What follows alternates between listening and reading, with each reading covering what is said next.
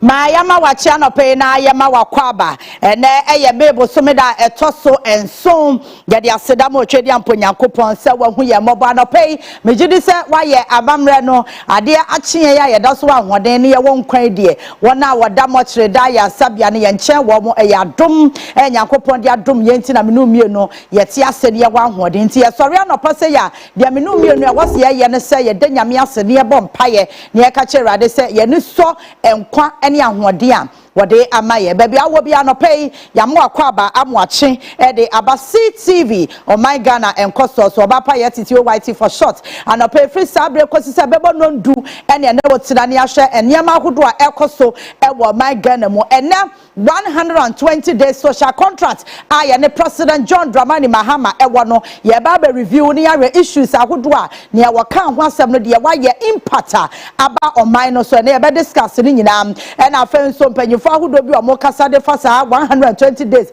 social contract ne ho no so ye be di eho enkomo anope ye be se de wiemu nsa kire no ebesi akwafa ne aya hye ye ho enkuran issues ahodo se fata se ye kwa ahoma so kodi ho nkomo anope ye be di ho nkomo ye live our Facebook my CTV GH my CTV GH etim epacho YouTube so my CTV GH YouTube my CTV GH na say na mo say ya fa YouTube nka ho nti adaroma ye de aka ho nti wetimi akọ YouTube na wa subscribe to my CTV GH ye be a live wo bia no wonsa ebetimi aka ye Facebook no so oba na wa follow page no na wa like na fa show no share na ye nyina yakoye nim se me yire me ho pa se ye betimi akenka messages bia ebeba so live show no so no ye be ya ye nkonyamo sanse mo ka ho bi na show no etimi complete and pay ye hye ye ho kran na che se nia ye betimi aka che wa do pay and se the road to success and the road to failure are almost exactly the same. The road to success and the road to failure are almost exactly the same. As somewhere you simple no kwansi atwim. Na wa wote ho ase na de she okotodwem. Se ekwan a ye fa so a ye di yie no. Ene kwan a ye fa so a abrabo no enko yie na yetimi faili no. Ana se hwammode ba mu no. Ekwan ne nyina ye pe. Chile mo amede be ma mo ate ase ne se de hia aye wadwen aye kurawo adwen ban na sa kwan no wode nam so se ya adwen bone a wonam kwan kro na wobi nam so wodi yie no sa kwan kro na wo so be fa so wo be kirewo waso be hye wode tare ada wai was efia ba ifo na ayam yo na spirituality no eno ya another angle of together ye ka ho asem no ye asafofo but ye ba de nipadua na ewiase asetena yetimu na common sense ya ade nipa bia se wo lake a haw etuba wonsa wo yonko ade a wo ye no ono ankasa wo ye bi ba nipa no wa ye successful ade na wo de wontimi nkonim wontimi ndiye ewom kire adwen a ebo wutirim ene said ye wo ye wo niema fa enti ekwankro na akwasi be fa so be ye ekwankro na akwadwo fa so na ye ka eti be pacho ye nyina abrabo na ye bo ne ye bo abrabo no se ye bedi nkunim ana se ye abrabo na betimi akoyie ye ndada sesena ye wo mu de ye hia ye de ye be hye baabi a ye bedi ye nti beto ene kakra ye bedie enti se kodum pepenso bi se ye wo bedie ni baabi a obeda ne be chese ye wo be ye nyina ho aye den je se wo dan ni pa na chese akakra I was say your spiritual side and we are physical no so your rest a wadwene na wode bo bra na ya adwen kan nipa bi ote won nche no wadi mmere no nipa bi a won na ekoba no wodi adwen boni bi afa nipa ne ho because dia obadwen no e ba wan kasa wo so eti se won obi ti mpatamu won obi ti adwuma mbaako na so wani bri nipa no chesa woti wiasi adwene wo tirimu ani so obenya nka nipa no bibia to no na ka bugina ma ye pe wo beti wani na okọ adwena na wo dwema no na asa ba wo so tuwa wo sa wodi nipa ne ti adwuma baako na mu nyina mu yo na so nipa ne de na ebekọ yie na wo de no asai eye simple enti ya na ma ya ba ya adwene enye fitaa ya adwene no enye fitaa adwonbone efa nko baabia ani bre efa nko baabia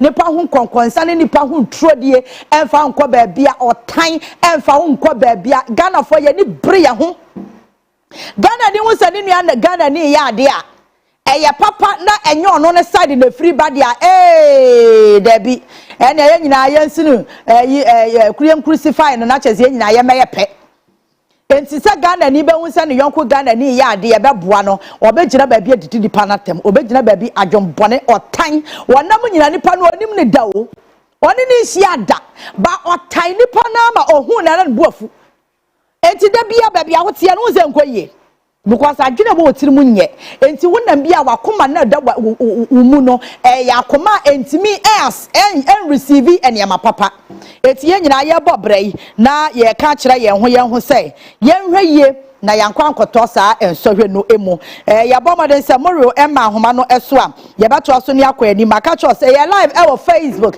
my CTV GH and after YouTube my CTV GH bo homoden se udru ho a obe like yen page no share na afa wo de wo comment e de atoso ye benya adaje ne akan ni nyina because ye be phone lines a wo mo frɛ no e ka ho bi nti wo so a wo hwɛ ye wo Facebook no e wo se ye ma opportunity na wa dwenkyira wo de beba no ye timi akenkan ni nyina e de ama wo morio e wo ahoma no eso morio akwaba but I say anope don hwɛ aduonu nan a edi yanimi wadaro maboa yen ne ehun se de wiem nsa kyerɛ no besi akwafa. Okay, Intimation safe we are now from Greater Accra, Eastern region, Central, Western, Volta region. Yeah, she needs say anope. They call me Prince there. Even bye ama area bo na ewa area enuko ebedi adani na a free late afternoon. They call me Prince when I wo quiet no ene neponso. Insuo yɛhwɛ sɛ nsuo ɛbɛtotɔ ɛwɔ ho na ewie mu hyɛ ɛwɔ anafo fam ha ne de yɛhwɛ sɛ bɛgyina 36 degrees Celsius ɛna ne nyinaa si yɛhwɛ sɛ bɛgyina 24 degrees Celsius na yɛfrɛ de kɔ etipi mantin mu upper east upper west northern region wɔn a wɔwɔ oti bono ɛne ahafo mantin mu anɔpɛ yi deɛ ewiem bɛyɛ kusu wɔ hɔ kakra na efiri nyinaa mpɛrɛnsi yɛhwɛ sɛ ewiem bɛ bye ama nsuo ewiem bɛ bye ama ewia apple ɛwɔ mmeammea bebree wɔ regions ama bɔbɔ bi na efiri n'enumere mpɛrɛnso ɛde kɔ na n'adwene mpɛrɛnso wɔn a wɔwɔ kɛtɛkaakye ne mpɔtɛ mu techuman ɛne ne mpɔtɛ mu ehwɛ ne nsuo ɛbɛkugu ɛwɔ hɔ ewiem hyɛ wɔ tifi mantin mu yɛhwɛ ne nsuo bi na 40 degrees Celsius. Na ninyo ye feeling se bigena 27 degrees Celsius.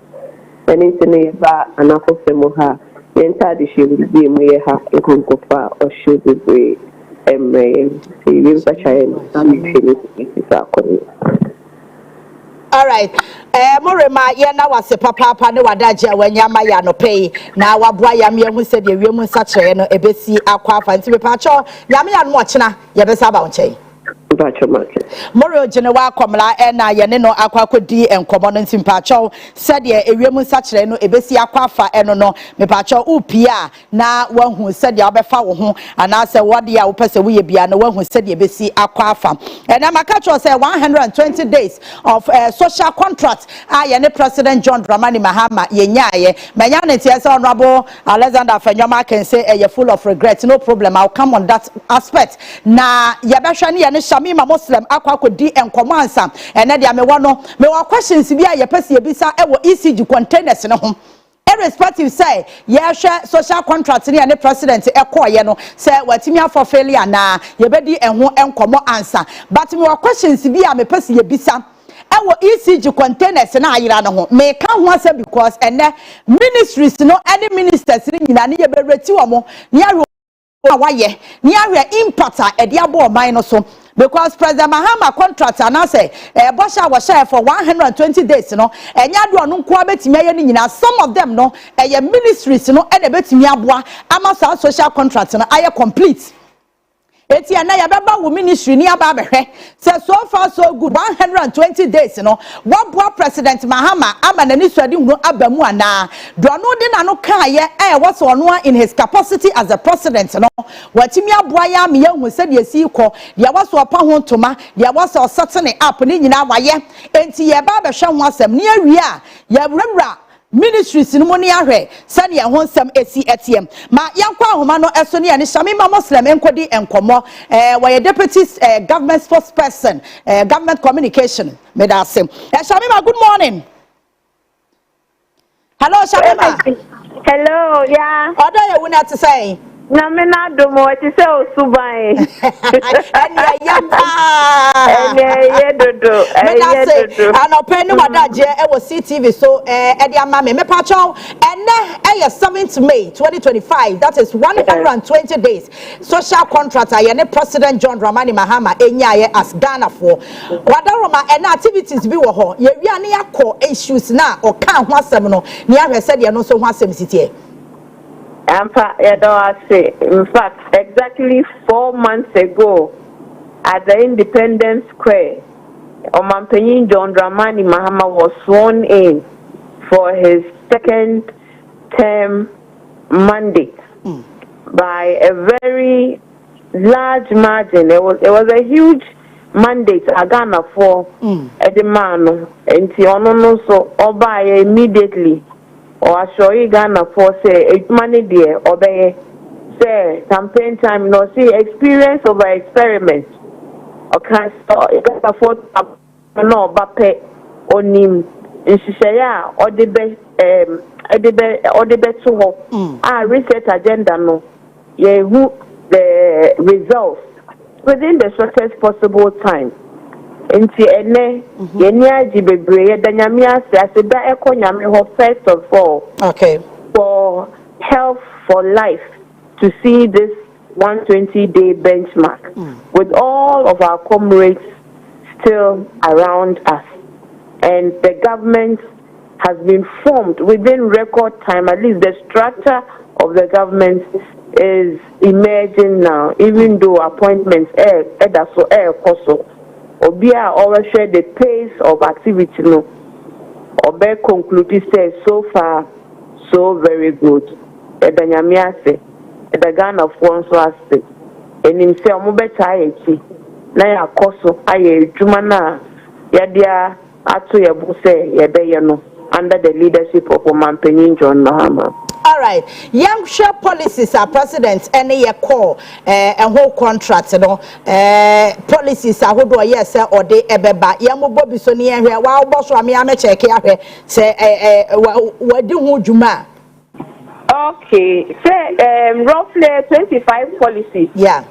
And the two and say at least by 4 months no. Sure. We should have completed or started work on it. And I'm happy to announce that of the 25 policies no, we have been able to do 20 of them, and 5 of those policies are still in progress. Okay. And see a very good progress that we have made. And we are very happy at the hard work of the sectorial ministers now. Omoda various promises name and yetimi reporting Ghana for say yetimia achieve 20 of them. Says there I cannot say impact no and the results, because a lot of the programs no are initiatives that will begin to see the impact of very, very soon. All right.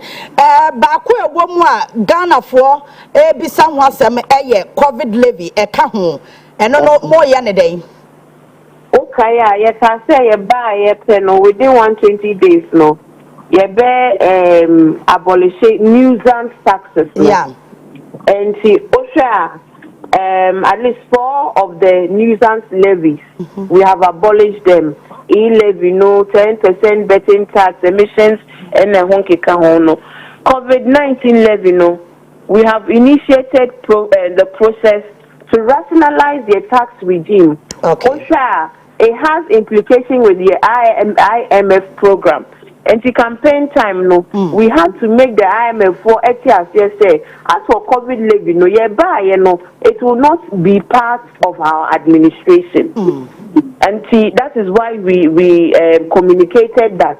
But now, so say, we have to negotiate with the IMF because we are in an IMF program, and the COVID levy is part of, the negotiated agreement under the SWAL administration. And see, by the end of this month, the finance minister has said, after the rationalization of VAT and the other tax issues, no, we will be able to bring legislation before Parliament to abolish the COVID-19 levy as well, because as Abino is unconscionable, say, long after COVID-19 is gone, long after individuals benefited so much under the previous administration from the single source contract for those who were working at the airport and charging all travelers. They made millions of cedis and, in fact, dollars from that COVID-19. Why must we continue charging Ghanaians for COVID-19 levy?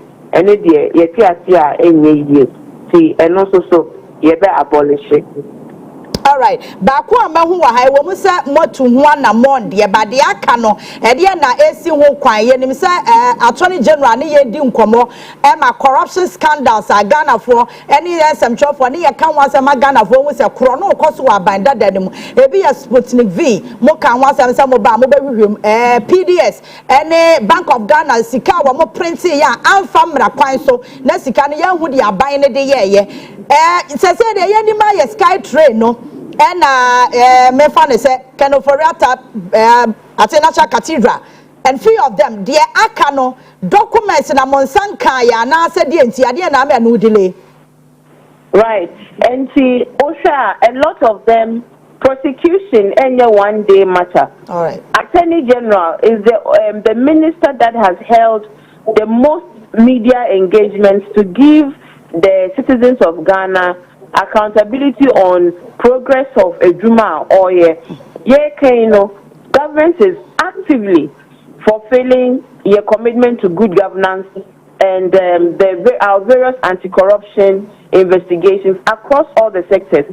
The Minister of Health, we COVID-19 expenditure audit. The report is currently under review. Okay. But the vaccine procurement now, it is under active investigation, and in due time, the Attorney General will give us results. Finance Ministry has launched an inquiry into the collapse of all the indigenous financial institutions, and also reports Ebeba. Okay. Energy and Green Transition Minister is investigating PDS scandal. Okay. Audit company Deloitte and Touche is currently conducting an independent national cathedral audit. Okay. And we are expecting the report by the end of May. The what did they call it? The 13th African Games. Now you're questioning Yema Bebreno. So far, the Attorney General has filed 11 charges against the former National Signals Bureau Director. Charges are also being prepared both for the Accra train, the Sky Train, and the National Service Ghost names. So, Ejumane de Kosopa, and in due time, there was a Ghana Frontier say, you can say MPP for more use or more power capriciously. Even those who are under investigation, we must grant them their constitutional rights to due process. And once we are going through that due process, ultimately, the results will justify the means that we use so that everybody will come on board, say this is not a government that is giving to vindictiveness and not a political witch hunt. Attorney General, so I can say, answer now, or the assembly back court, no. Obe ensure say, ne brief, no, watertight. And here investigation and information gathering. Okay. To ensure say yet in some bar Obianka can say, oh, namun ni case, na a political witch hunt. Baby. It's a Juma no koso. Okay. All right. Shamima Bakwa maybe Sansani code of conduct now. President can wasem yeah, I think that was Monday, right? Yeah, the no enkomo. Yenim se Bakwa na ka ho ameswale dia no president atro the ama IGP se womo update no investigation so far. Me pacho ebi eka ho a eno no me sheda ente ho asem ayawa so wesi wagon. And I need to share letter now, President Troy, because I know the man say. And you know, okay. You know, and see, Yenya report now. We will let Ghana, the people of Ghana know. All right. Code of conduct, our President Diama appointees is Semo Beshaso, Namudia Ye Jumano. Mudia hina Ghana for yetia because I document in it nya ye betimi akan ni aba update Ghana for. But what is a dom level kasa 20,000 gifts na president e kan wasem no e do so do e be yank want so. Right. Debia Meka and na mene no kra na or media station be. Okay. And or make the same comment. And the fact of the matter is that code of conduct is a living document. What we can be assured of is that OMAN John Mahama, in the truest spirit of transparency, because it's easy, say a government ever open itself up the way His Excellency has done. Code of conduct, no, it's not even for only us. Yeah, publish it so citizens have access to what we have said should guide the behavior of public officers. Okay. And if a citizen be should say, oh, minister, or code of conduct, may say, so yeah, me call report you. There is a platform for you to do that. Okay. Because you continue and lament, say, your governance, no, ye weak, without doing action. And me catch MP Bako, Honorable Tampuli, no be criticizing move. Me say, 8 years. Munya power, ye mudi power, one for and take action to defend our good governance. Rather, you use your power to deteriorate our governance institutions. President Abba, now already on the day that he launched the code of conduct, he announced sanctions against appointees who have breached one of his directives. I was saying, Jintung say, Omampeni means business. All right. Me as appointees. I was saying, say, Papa no. Waka said this month, this legacy term, the legacy term, and you know, Jumadin na odia to nemse obeyeno, obia onya aligned to the values of his administration, the values of humility, the values of service, the values of responsiveness to the needs of the people, the values of anti-corruption, so that we would use the resources of the nation for the purpose, you know, on which we should use them for. Okay. If you are not aligned to these values, then you don't have a space in this government. We must be happy as a nation that we have turned this new chapter in our democracy, and we should support His Excellency to achieve his objectives for developing this country. All right, Shami Mansa na memo akono per dear President John Dramani Mahama communication at my and say it's not business as usual. Government when dada dieni bia, but dear na ebesiti sabia minister bi ye bibi ye kan wase po TV ni radio so na enkoba ne se aban bu befu onipako na ye ni minim je ti ami bisa sa question no because ebe wi ache na afa oh na se we de anka ya nipa me ya sure say we hu baby amekeka ko no amenti asiye like why mo no be ka say anka ya nipa aban na kasa be kasa o we de say ya nipa ye kopa che mo fa nche yes, it's a question. I mean, yes, you. Me patrol dia me pese mi hu ne say me bese mi bisa ne say code of conduct no. Yes. Ye ba be ka me ma start ya me kan.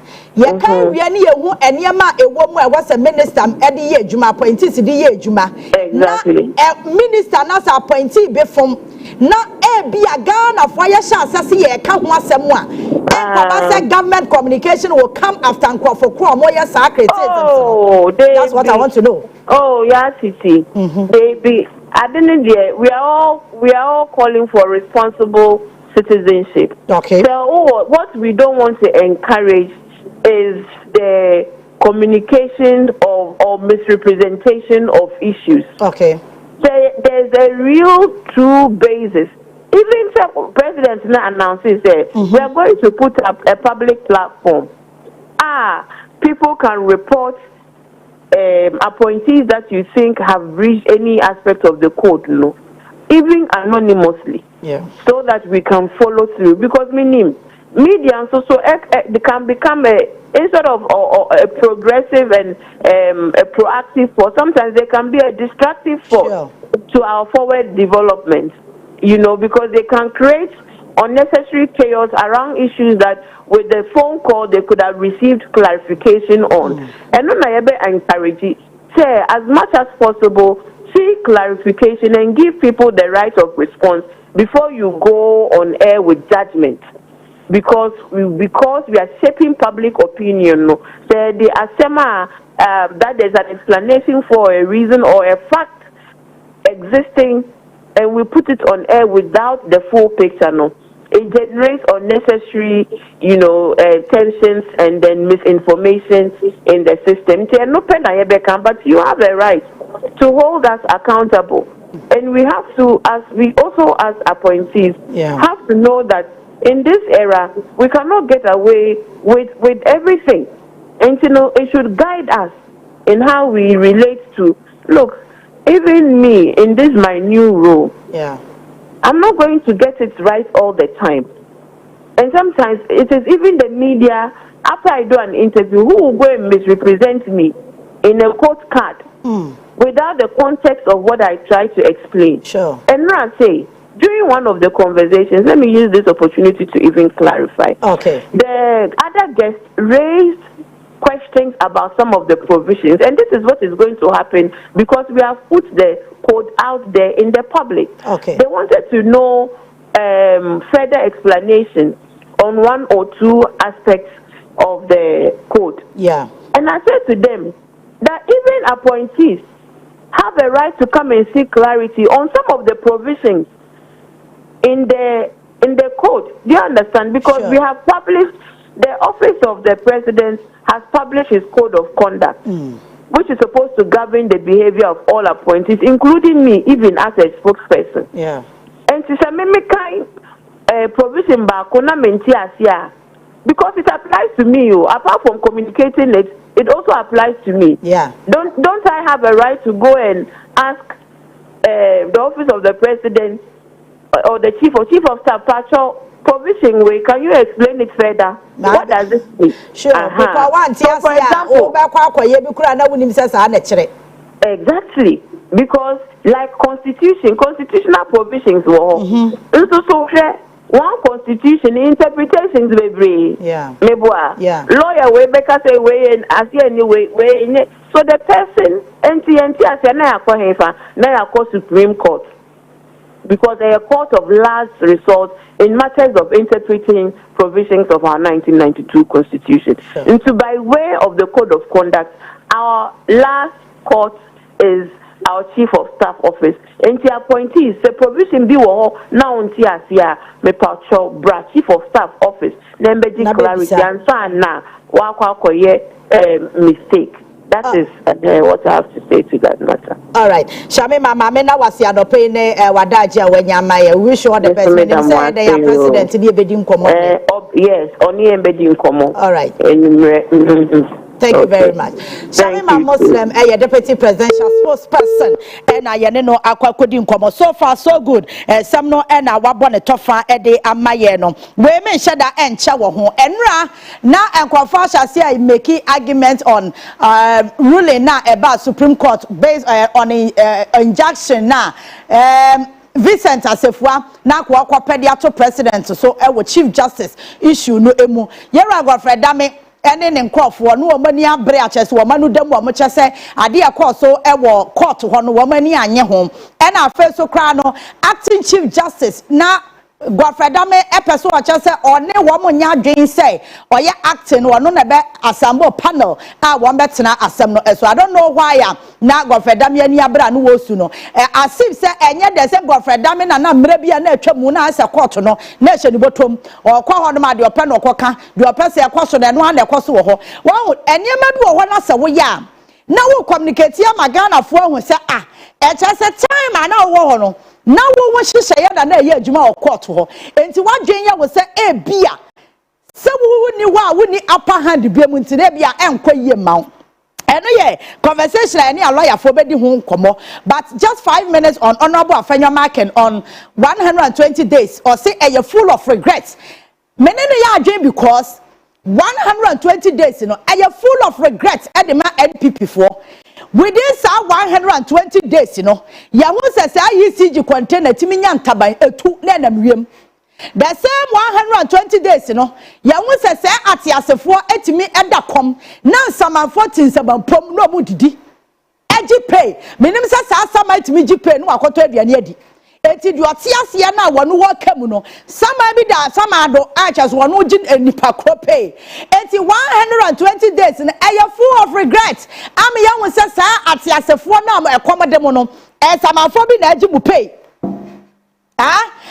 120 days no am young will say $52 million na yedi to amena I see yedi si dan asori dan cathedrals and why no ya wudi atuam enyema bebre akoso am young will say na nyema akoso 8 years na etwa so anka ahwe akro ya bebodam one was $1 about for mobile can was a man no shop me ya be ni gutafo be di nkomo no gutafo issue statement ya ne Dr. Joseph Obi be di hu nkomo ya tena se paper review segment na wo mo ye adwadifo na ni abre a wo mo ka se $1 no e ba fom nti wo mo ni age ho no afanya ma ke se e full of regret na enya full of regret wo na samre ejagu chem wo da wo ntimi na because wadwen ya wo se baabi a na wo tomu no eja to boto no mama ade na hye enti na wani abre a chese wo ye dede wo kam wo su afega ma ke ni 6 months ekura wo ase wo su ntam dodo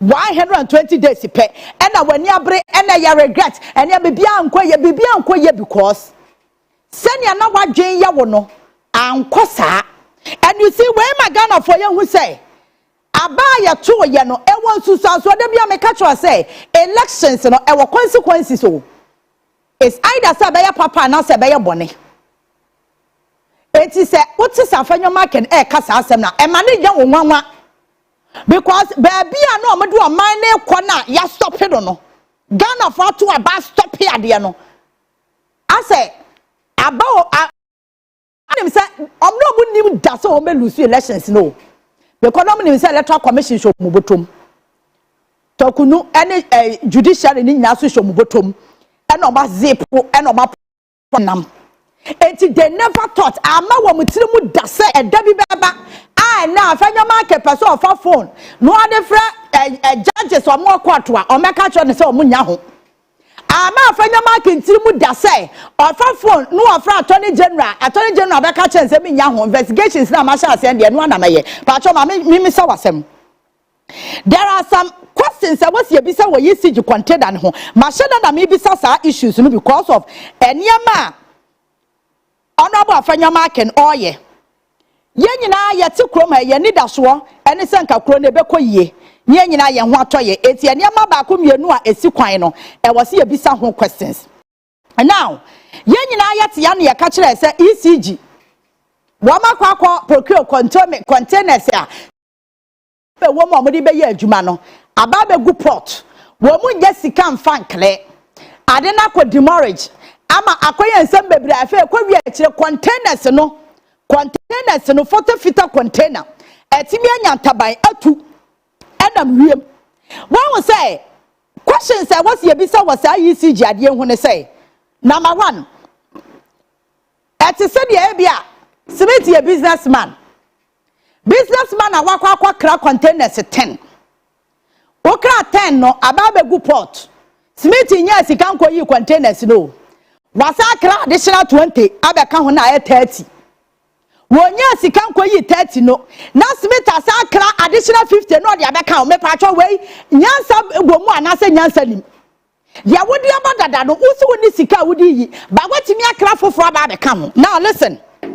tiade ECG ekra containers eba krom ha wo mo kra de baaye no 1312 eye new ones a mo ede beka eye 726 and wo mo so wo ma club aka 1312 o mo wi no mo 2430 esa beka ho enti ade na esa o mo kra 1000 ba no ma clear 20 na de aka no na caport wo na ekọ demurrage we kan ECG report na nkasa containers no ho report na make catch no e wona obahu se nipa bia na dwen se wo be di Ghana bone because your private company amenya sure so be di se adwuma no se containers no ka 1000 no wa kla bia 200 no asakla additional 2000 no akla bia 700 eti anytime bia no de omo kra de ba no ma kra tam so di aba no ma kla ketuwa bi na de aka na kaport ho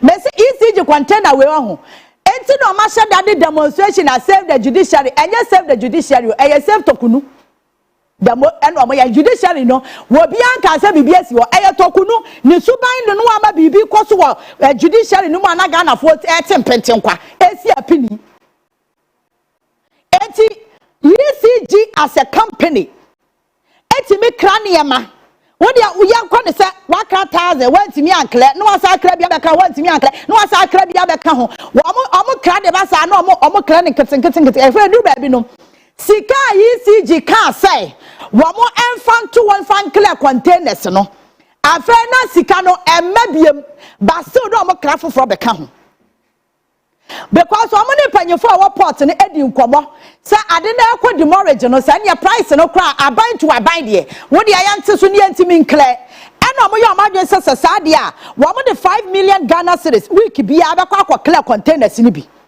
ewi akire no 2491 containers na ya black backlog egu ho no ECG sikana wamo ate wamo ho asese na watwe bia ye bekọ clear containers na afede na sikana enkwa biem but ECG tibeti na asese wamo clear additional containers sa beka ho enti wankase wo hu se nyasa bia ni ade we wo say wo de 20 cities to na watwe bia wo ne ma wa port no wo de kwa akwate so no watimi akra bi after 20 cities no wa mfa nkwa biemo ba kwa senya ahode krafo for be ka de wo demorage ne ho de aka ho na wontimi nkle no ECG estimate demorage cost e whatever port 101.404 million Ghana cedis. That was January 2025 and total contract no na 206 million contract no mo award ye for some containers no 206 million Ghana cedis and omode ma Mint Logistics Limited esa wo mo enkra ne ma ne fama wo mo nti wo ma kra ne ma na na ba bedu port ni ye na ada ne asem a ye ntimi nyi enti ECG container na asem no ye rent mi mfie o me ma ka cho se asem no eba na eti se do obi awura fi na afa na me mani abre na me nyane asem no eti anura fiti be last week na afanya marking on demonstration afanya marking na wan eti wonu akasa asem no ye involve wo mu no or divert attention ba ye dia ye be koso akaye attorney general say na honorable John Jinapo ho dia say eda me marking ministers na ho na hwa be ma wa benya be 70 because as ho no slow motion because wo ho maintain ya ma bi ase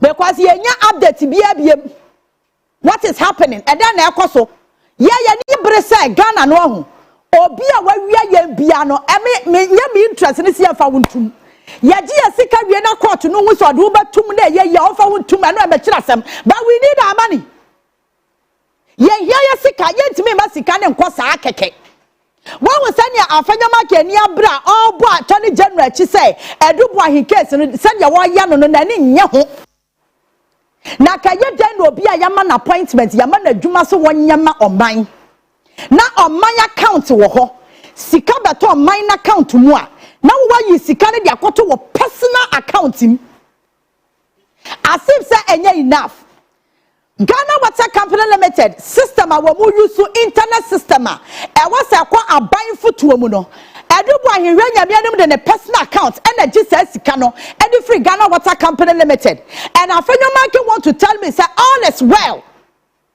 and it's afenyo market say 120 days you know is full of regret because krono amobo ye na so abie na nya regret man krono no amobo oman no one say yakra yakeka scandals wo kroma nyina na yanim say edubo ahen scandal kra de e chenka no for atane Dr. Baumia ene na na do am kabo mu ni yanim da enti aniema na asha se epiepie no mema na nya wonwanwa say e na afanya market beka say 120 days no is full of regrets.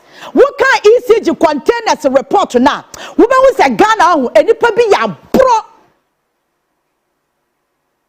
na mema ka say se wonya opportunity say wo be so mo man a eya momien susu nye ye personal interest in free adena oh enu na ama Ghana ni nye ye da no Ghana panye bia e be ma ne post bia pese wonya sika chen Ghana ni bia Ghana politicians again say mami nyamuru so da bia wo ba me ho besra me a wo no wontimi nya independent da sa wanya independent a samfu bia medi bia ba be bocho obo ya dimachi basisi a meka say ya launch adwuma wura Ghana maburu kwakonya adwuma no oye na waye bizarre wo din samfu ye demonstration na demonstration any merit nyansa bia ni ma onja na adwuma medi wachi na no wa won ne ankrofo na mo ba demo no ba kokra de ye bisa no se wo de nti no wa ba demo o se ya ba demo o ba so ba den o so am se ye mra ne ya ba self judiciary eni pa ba se 200 bi na ehun so am nam wono kwa no se ano so kra bi wo ho a wo mo sika do be di a kire kwa do ko nim de nti o ho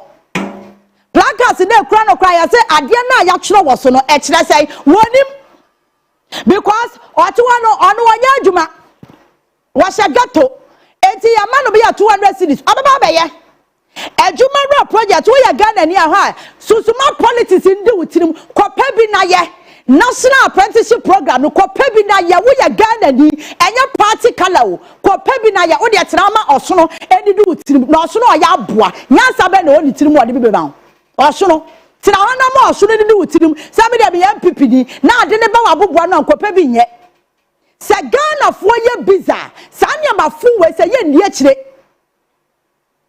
enti afanya ma kede ne nkrofo no won benya wo ye Ghana ni da bia no ye jobless. That's the reason why na po catcher asantefo say asantefo de omu hia hwe do omu hia a t-shirt do omu hia a t-shirt say wo di wa matem chei atabdie bia wo wiase but sa de we asantefo ne hu ne say ya atemdie age say de omu a wo ma dwena kwa akire omu hu say na po edidi wo mu nyina atem sa wa ye busy ye adwuma ye bo chobo na chobo no nyansa ni mu a wo se wada age o wo ha ho ko ho eno na me pese ye te ase se ade bi bo man nim na sa ade no de fa so baba kona ko pe bi ye na ja party sam no wo se enra demonstration kwa wie ye na no na afanya market ni abre o se ai se ye wa Ghana mienu no wane ma Ghana ni ye mienu e mo politicians say mo divide Ghana na ye mienu more because and some pona aban bi benya adwen say ne posu be si ye NDC ni ma me tuma ni si no so na me ngu na dwuma na me nsai na dwuma wo echichemu ban e na chen sa de we ne posu be si ye party we ni ma me hwe na me nsai na dwuma ni refise ni pa ni ye Ghana ni kane 120 days no ebe ye full of regrets ama because enyama esu bie no anu odene ehu NPP cannot stand it because they never knew say ombeko opposition da because no the judiciary asho bottom and no the electoral commission asho on back pockets judiciary no or she front pockets easy asho back pockets and no de omonam etu amani ba mo ho so say kajet ya de blade ya chaboto no ama judiciary de frato and ya apaso white back pocket ama easy crowd you one and nine say it is finished wabani bomb ho so am pocket na ye empty no na catch enti ato am the destruction we am people ni na sa wo say wo de otan ni ani bra wo wakumam adwuma wura program abe wa boboa no me de me NPP ni NDC fo ya ade me nko o pa me nko tina ho we ya idler ya bocho boy bi anyansa ni ma abekwa akodi akire ya bocho boy anyansa bi ani emu a obekwa akodi akire memma wunya busy na nkopa adwuma bi nye hwe me se Ghana politicians ni bi nim say wo ye independent ya enkwase anyama bi wo ho a wo mbe soso wo mbe defend wo mo because why you busy wo ye wadwuma na honorable me ba school fees honorable me rent honorable me mama yare honorable me yira wo enti wo be da no abobra ba ye di bibi ba wo si we dey ya party we na dey ba me ya party we ni enti me mpe esono se wo ye bibi na ebia aban no te se de akufo ado be ye ahye da hwe nyamyanim asai wadwuma eno ye nkomo foforo wo si ye die na so opportunity bia ba waboboa no na wonya bia eye yie na yenye yimu na sa wo se media me ye party we ni ntimi nkopa bia eno na ba ma ye sore na se ye ka twobo ya nyansa ni mu a ona ba na number 1 because to wo nya hwe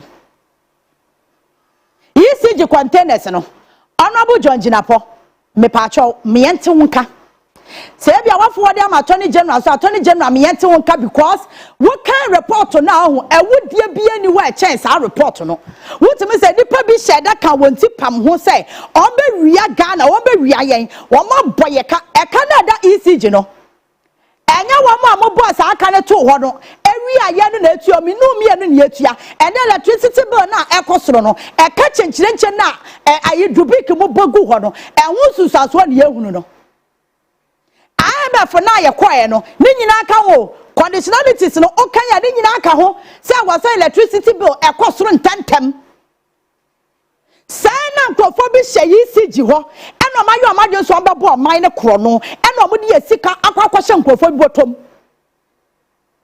wo ye djuma na wo ji wo sika wo ye djuma ma ban wadu sika asem bi ani obi anu ni asemo by deliberately say wo ria ye ne de masa ye nchele honorable John Jinapo ma yante wonka wo ECG containers ne ho because e cha na ejo eye distraction no ma ye bi eye mo nyina ma dwere kodi chief justice ni ho pacho bi aba contract yaba back ye ni abre pa mo fa phone lines no to TV no so what make good morning me pacho ma wo TV no ko from mama me ni TV me pacho ma me tie o wo din ni ba bi afre me free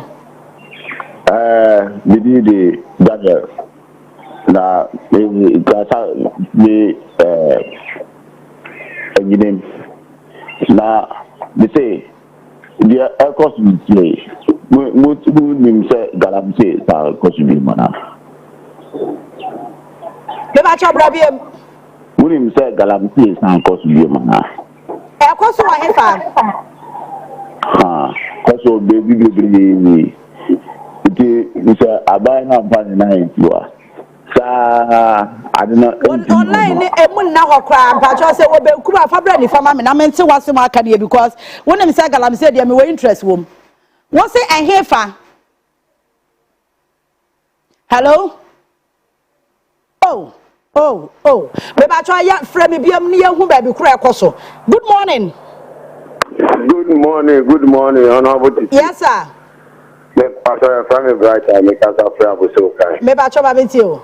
None of nyame ncha papa mami ncha na boku fi suma bebe obi nyame nka no mesre onabo abujinafo John Jinapo mesre ni pa yenim se isi ejuma no obetimi aye the we are Ghana for kasa say yidum kania yenim se enyomo ene betu ye because e wo dada abandada no enam se ECG containers na ayira penyo markings mu eni na pomu ekan a ebesi enne George na po etimi tunsa from say ebetimi abisa omu ansem say containers e water ma port no dey na containers ni ayira free o ye betre ne pa mayen katansa wa yehu bibi e dey amagana for because Ghana for ni abu say the ade biara ayira eye omani de biano obi biara no ho bo wum biano emra ene ne bedi me da say obetimi adjoin your phone lines no so ma me hwe na me comment mi na me kenkan messages ne bi e de amao Kwasi Black won say ya show anope Karim Osman or say many people in Ghana need to be killed. Wow, young prosecute your rather. Good morning. Yes sir. Mincha family Africa so Pacho ma minti o but the question no also omo ye bi dia cover we galam say ni it contain na iran oh enti on person we fan cover no enti omo ye kura pa nya yi enu a na be dina ho wa enti boaduma wa me enfio bia me enti do bi beka Yeah, that's it. Me that's papa nyame hira. Brand na wo frɛ ɛfa galamsey issue ho no mesrɛ wa wotimi frɛ me back and come ni beje. O wan na chapa wo se wo hwɛ yɛn every Australia. Susan wo se anope wo chia yɛn ɛna o se yɛn ho yɛ sister yɛn pacho yɛn ho yɛ papa. Wo se we miss you. Oh, one woman lady na kyerɛ sɛ wo se wo ka ha ɛhɛ ya na me hye. Good morning. Morning. Yes sir. But today.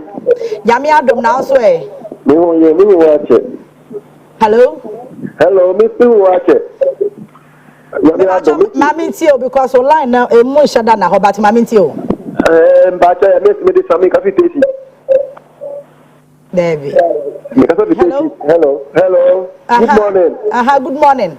Me this family coffee station. Mami tio. You tell me before no. Me say yen suade enkuni. I say you to abaya 37 no. Ye kaya se dia man ko ne nye. O mentie. Saa so aba position, saa so egu so ye. Yen suade ana babo ye country enu say bibia e ke biaro ono na ekọ. Ye ni mafem ensuade. Na se ye suade a aka abaya ti aba so anya to aba wa fi bibia wa be 37 no. Akofanya nsawo no de broma no wo ensuya. Ina ba position wo ensuya hwe. O to de na omo ye no ya na omo ye. Omu traffic ko bua konta ensushi bebe na no moye omu gusu nko the America no bye bye. All right, na me fa na difficult to say mete won ka but anyway patcho yan for last caller na yan fa NC yan for last caller. Good morning. Hello. Good morning. Morning. Yes sir. Good morning. Hello. Yeah, good morning. Yes. Morning. Yes, good morning. Hello. Mami tio. Yeah, papa, the mama, ni kumi. Omu ye dedi sa se COVID lady, ene ba ene ni na king wa. Aya mun kam kwe. Bye bye. COVID lady ho asem no kan Straight. COVID levy. Okay, I know your question I nyina ya bisa. Se wutie me ne hya me man komo na wote se me bisa ne se ada na COVID levy no wo mo entwamu e na wakyehye mu the reason why ya yenya ntwamu. Ye nyina ya hwe anim se betwam. Enti enya bufuo ne ntokwa. Na ye nyina ye nka nkira ba ne se ohye ye bo so obetwa COVID levy mu. Enti ye twa ne so obetwam se de watwa yi levy mu no. Onye no entwa COVID levy mu e very simple. Mama Shana yentimi ntwa ye ho emra sisi ya patience we say ya good morning and pay ya show Omar Mohammed or say ya good morning ya da mo TV okay George Fifi Costa also the niabre or hwe ye da se Daniel Kwame Tewia or say me wo Priscilla and na me hwe mo Priscilla fo nya no pay me chia mo George Fifi or say ya good morning me show live every Dubai ye da se or say Premper the second or say or say me predict Muntaka to be the first minister to be sacked but it seems Jinapo is leading now. Jinapo has brought Dumso back and also shielding the criminal who stole the containers. He must go by next month. Mami twa me ho emra sisi me ba e beto aso.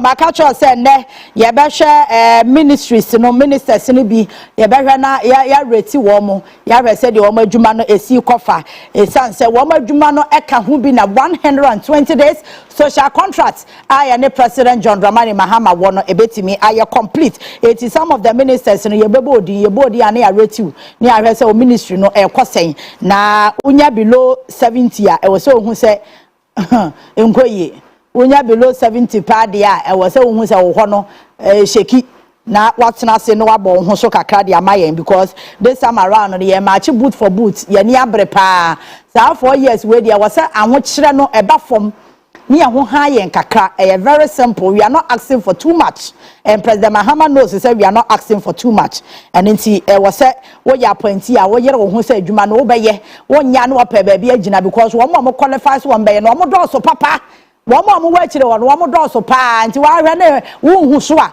was say chief of staff catch president he said near Kaka and the Michelle was soon to the Mubimbra. Now one yanasa now what's now no phone dear massa umbe was here the journey about one of my best so general was I was say President Betty and so quite the chief of staff me at TSA and no Satam they do so after President Unyano.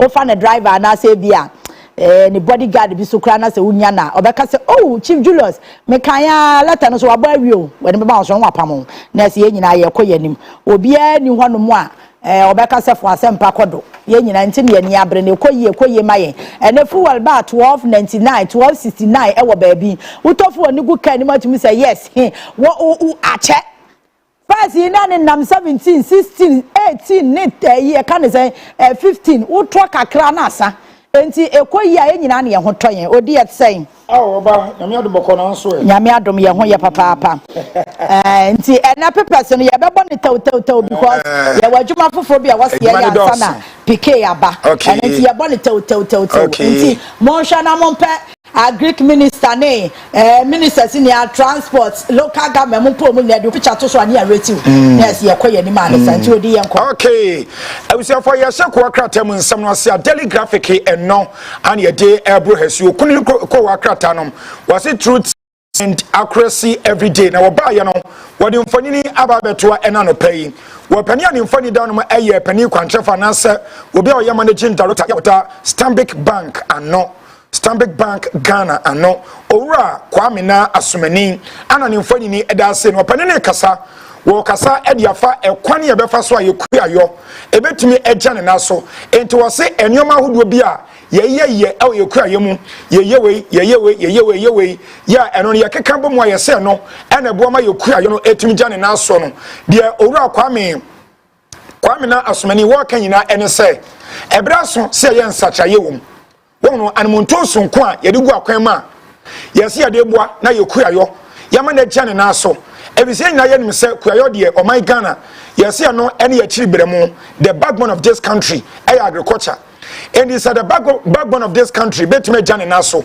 na ampa se etime kuta yendia na e wose enioma wodo bi ayaya enko yie no wo se tumi ye nsacha ye wom na de beboa amekua ye na fa no tuma pefa no ye hwe ne yemfa eno nso emehiem eno anopani de nsamato edwai ya na eye graphic business and Stanbic Bank on breakfast meeting ya ekoso efise wo se kuayo de obi anim se emfaso ewo mpapapa enti eno no pay daily graphic what is asam no aba na woba ase wono mo kakra asem be hye emfifi no menka no eno ye Supreme Court de na asam no wase afa injunction eye tabo sonko a enyenka emrasha bedwani ema de shom to aba ewo old tafo abato mpese so ewo kumasemonten so asantemantemu odomnyamfo eko Vincent Asefua wapani no wase from the where to the where wante ne ho ase sedi enti anamampani wobi di petition aba na nso asom na baabi adenam no wo huni sade abi eya yentwache afise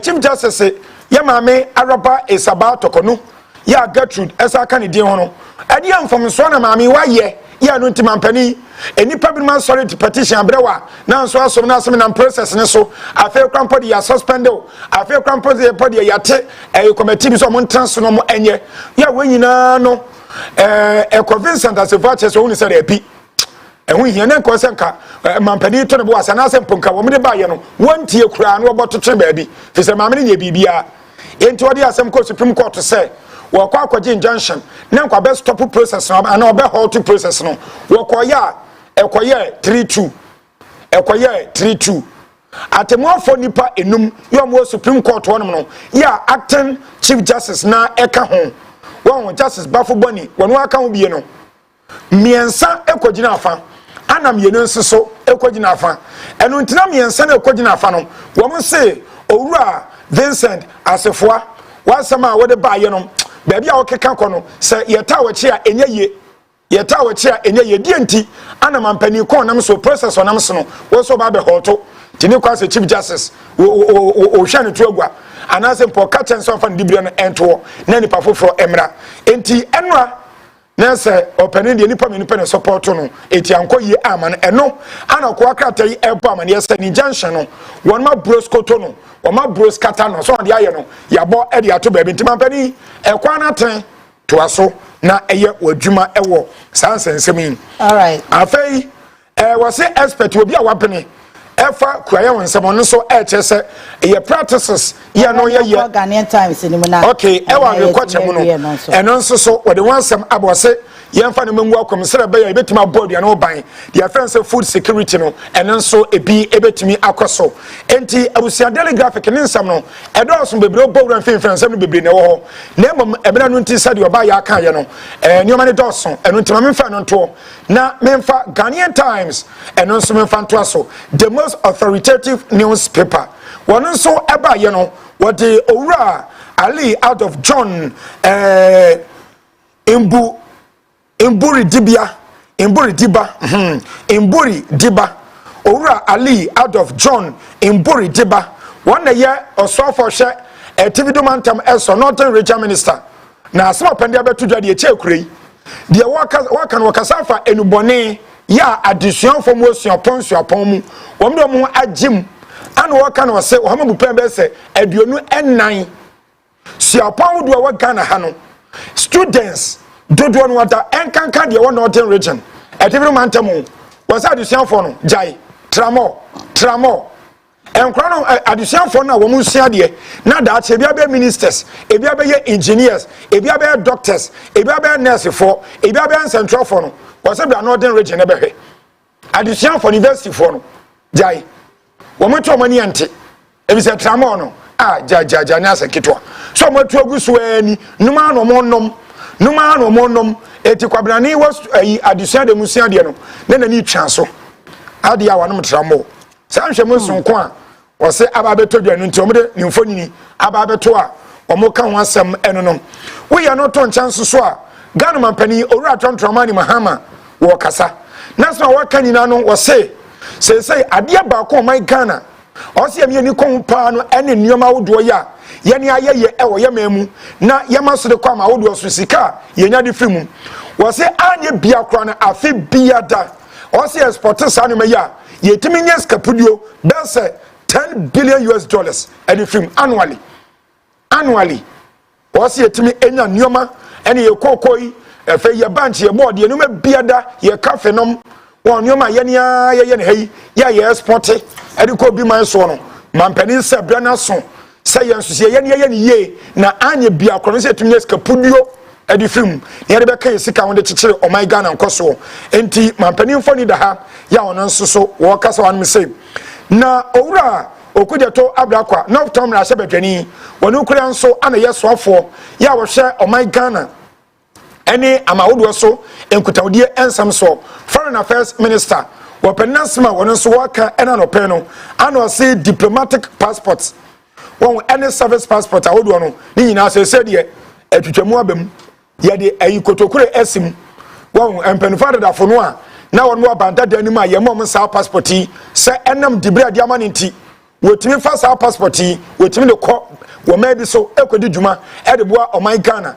wo se eye wo mra na twam ti so mra na twam dia ho hia se wo ma ko so hold sa diplomatic passport no wo me de ye de say can for yata de na ye ende because what the coin okay coin no the coin and you also what de ba yes I was here can see you twam on for yade mre because won nyehwe ma yen see ni na wie ye ni oh yes oman ni na wie enti ye wie de was de yade because me sure so coin no the coin all right my yen to aso na se be ya yen ma yen ra pk time no mo bebre okay and na me sure say we Ghana ni ma hu se nkofa shase e market ministers ni bi e wo Facebook comment section it me fa cho journey live e wo Facebook my CTVGH oba minister crowd person o market no market no na mekan said you oba choro no sa pepe na makan ama but yan so ye be ye de wo ha kakaka na yet media boa maka cho says ye ma below 70 a chese o so set up na uhu se wu sheki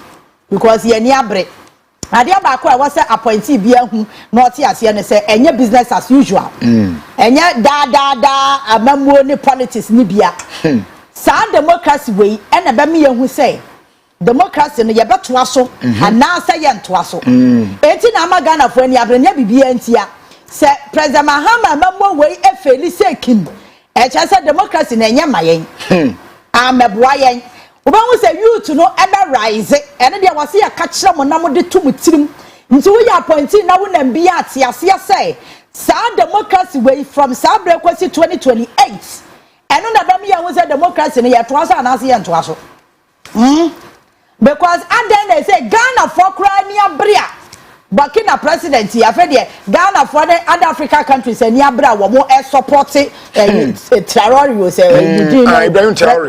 yeah supporting den crofo ya demonstration ni ade ka jo soja mamu soja enya democracy enti se Ghana for sha se hu se soja di crown pod ye koyie de na se ya democracy ne moyen ya wo be hu se revolution no be sha ase me ba cho sa revolution we enya de atwam ko no bi na ye kunkum nipa no wo de si wo Burkina ne Guinea ne de keka ho no ya nkum nipa sa ku na kwa so no ya nkum nipa debi enti e cho se nya ne mesesa enya ku bia na se ye be ya ye be kunkum nipa debi but one way ya mpanyimfo ya be bom suspect say mo wia ya na se mo ya bibia na fo be hu se ya hwe wa bi e be hwe wo se wam e won ye be hu ti a wasa odi tu tirim ni yati ya nwa sese sa 4 years ye wo ya nimu eye obi ka ya na sem measure ye de tape measure beto ho ni ya rese e be boa ya na se emwaye now Ministry of Education mo pe hare na idrusu picture fanto so ye hwe 1 or 2 Ministry of Education ye betimi aka se so far so good eye teacher training and nursing training allowance ya me ya titi kwa na mtie ya na kamekwa me ya use do so ankobatwam because ma hu se faso bia nje da ni so saa botaye na ya de saa allowance ne ba ye no saa botaye no atwam ena nkofo kwa wie secondary school mo ni abre nursing training ni bia ko but because of saa allowance na hyehyɛ ho ne teacher training allowance no ye ntimi mfa ni padodo eti say ya me me nyaare na adusu na me nya John Mahama eti said o mo ye no no e wo se ye reti o mo won based on o political promise wo mo de baaye eno ya me ma dwen se ye me aka matwam because ma hu se faso bia le so unya kan ya na na se ni teacher for no mo dwa e ma mu nya because ya ko university no obi ama ye kan sen alawa Whoop Bibia so was a student loan. No akwa bosia. Na wo wie na wo ye adwuma na ya. Yes. Enya the same degree ni nyina ye. Nyina. Enti ena na obi nya alawa na obi nya alawa. Enti awase ya tie ho asese ba bia ya duru no. Alawa no ne time atwam. By your reti Honorable Harry na Idrisu based on political promise. Wo mo de ma Ghana for. Enti say mehwe adwuma ekwaso e Ministry of Education. Metimi ama Honorable Harry na Idrisu 85%. Because they say menti say free SHS no esu ni kikabu bia bem. First no quick diani ni wo ni chese sa dede no yasuma dwoyen. So at least they said the maybe red green no kra ni yanyim free wo complete ya. At least dede na so ate. Dede no eso ate titru ni aduane. Yes ate. Teacher training allowance wo madu amobosha so wo ma ntwam wo mutua. And a reform say what's a cost of education sector no committee now president say you know almost the report abenti you sure say we mu implement here you better say afraid you betimi am 100 and but for now Honorable Harry na Idrisu you be man 85%. So far so good why adie 120 days social contract no we contributing the quota to that success na me pacha yanko local governments. Honorable Ahmed Ibrahim. What say honorable department no yeah. Religious integration abeka enti yatiro first no na religious part no e different chieftains in the keka ho they say yadi ni nyina ba beka local government ho enti Honorable Ahmed Ibrahim wo hu ne sa na adwuma no esopa yan rasa ono so ne de na ekwasen ba ma menti nkomo we free hotel na ye metoa so ti ye be ye free local government ye be call agric ye free agric and ye call finance ye free finance and ye call energy ti ba cho ye be ne sa me papa na say me bra panyi Joseph Obin ewa homa no so one na we president Edema Gutenra wo mo the statement e ba bonten Dog, good morning. Good morning. Me ba cho ba ko de Yes, I do. Yeah, then Yamiase.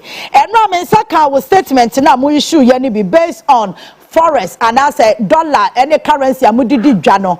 Adia na sasa, Nadia na mo expect say ebetimi aba. You and they was say. Many aba, I'm say the comedy ano me. Yeah. I'm say embrechum kakre when we said the JDC call ye. Na exchange rate is call ye. Hunsun san so say kaseska depreciation of the currency. That the extra say ye trade in the line. Okay. Ye trade in the sotie. The moment I open something say sikano ti di na mo de no kosro no na say ye trade e kosro. Enti me fan say ebrechi na dollar ye 16. Na a million infant say ye 14.5. The trade say ebrechi na dollar no ye 16 no. They make a $100,000. The cost of it is 1.6 million, and I'm the $200,000. So I'm reading about 14.5. They can't say more. The actually say with the 1.450 million, and the cost that's a basic opportunity 150,000, but say. Okay. I don't know as I become a jet no. Okay. Won't pay with up again. No. And anything that the Pierre Soria, Yaniaka, ya doctor fiscal discipline, monetary discipline. The GDE said, Sandy saying, and are buying a 2-1 a month, and the Bank of Ghana, so 2-1 a month. Economic dialogue, no, yeah. Number of macroeconomic, the idea necessity to try and also ensure fiscal discipline and monetary discipline. Bank of Ghana, they say, a far city nature, you know, 2 years, and near my a bit near Akuya mine. Then I started every flattening. And a year, a so. Now, the idea can say, yes, sir, a buying kutupa near Manafording, near encouraging to say, one coso, not fancy saying, Abano. One coso no ye, na a platform crab you are. It's not one. I'm more manning puntu, a war, a dreadium, and for the Juma Muni of Kuyayum. Because, so, open so when that's why I do crew. Na, indicators in your good say foreign message no become one. Well, not by no none boy you ding into won't mean turn a drama so and why you're competitive. Into sad way baby a bebwa na abwa manufacturing a any adjediumpo na yet many and to my previous review. All right, dog. Obibaka says, Sanya Woken said, they impact abba, Mujediamo, ama say Mujetse no crying, Yamia Yadom, ama Buano, Musevi Kakra, and sa. Impact Bena, ya Ghana for you, Mudinkita, Hono Yebenya. Yo, intuition a cat and Munsa, the Saka said, a person so bois. Ama living conditions in the country now conform yen grano be here no so near my work consumers and omuntimi ntonia ma yen e tebie na ye die no me fa pempa me your friend no turnover okay ntu to ade ani anto a ene na so wan kokra nankeye ntu to ade ani to a na ema wo adumani timi tumpo nti si ekone si ento ade o interest rate akoso foreign exchange akoso eno nkika ho a emwa yen nti twetimi pia wonimu de wo ye no wontimi nka se wenya infasuo bi na on transfer the gains to the consumer.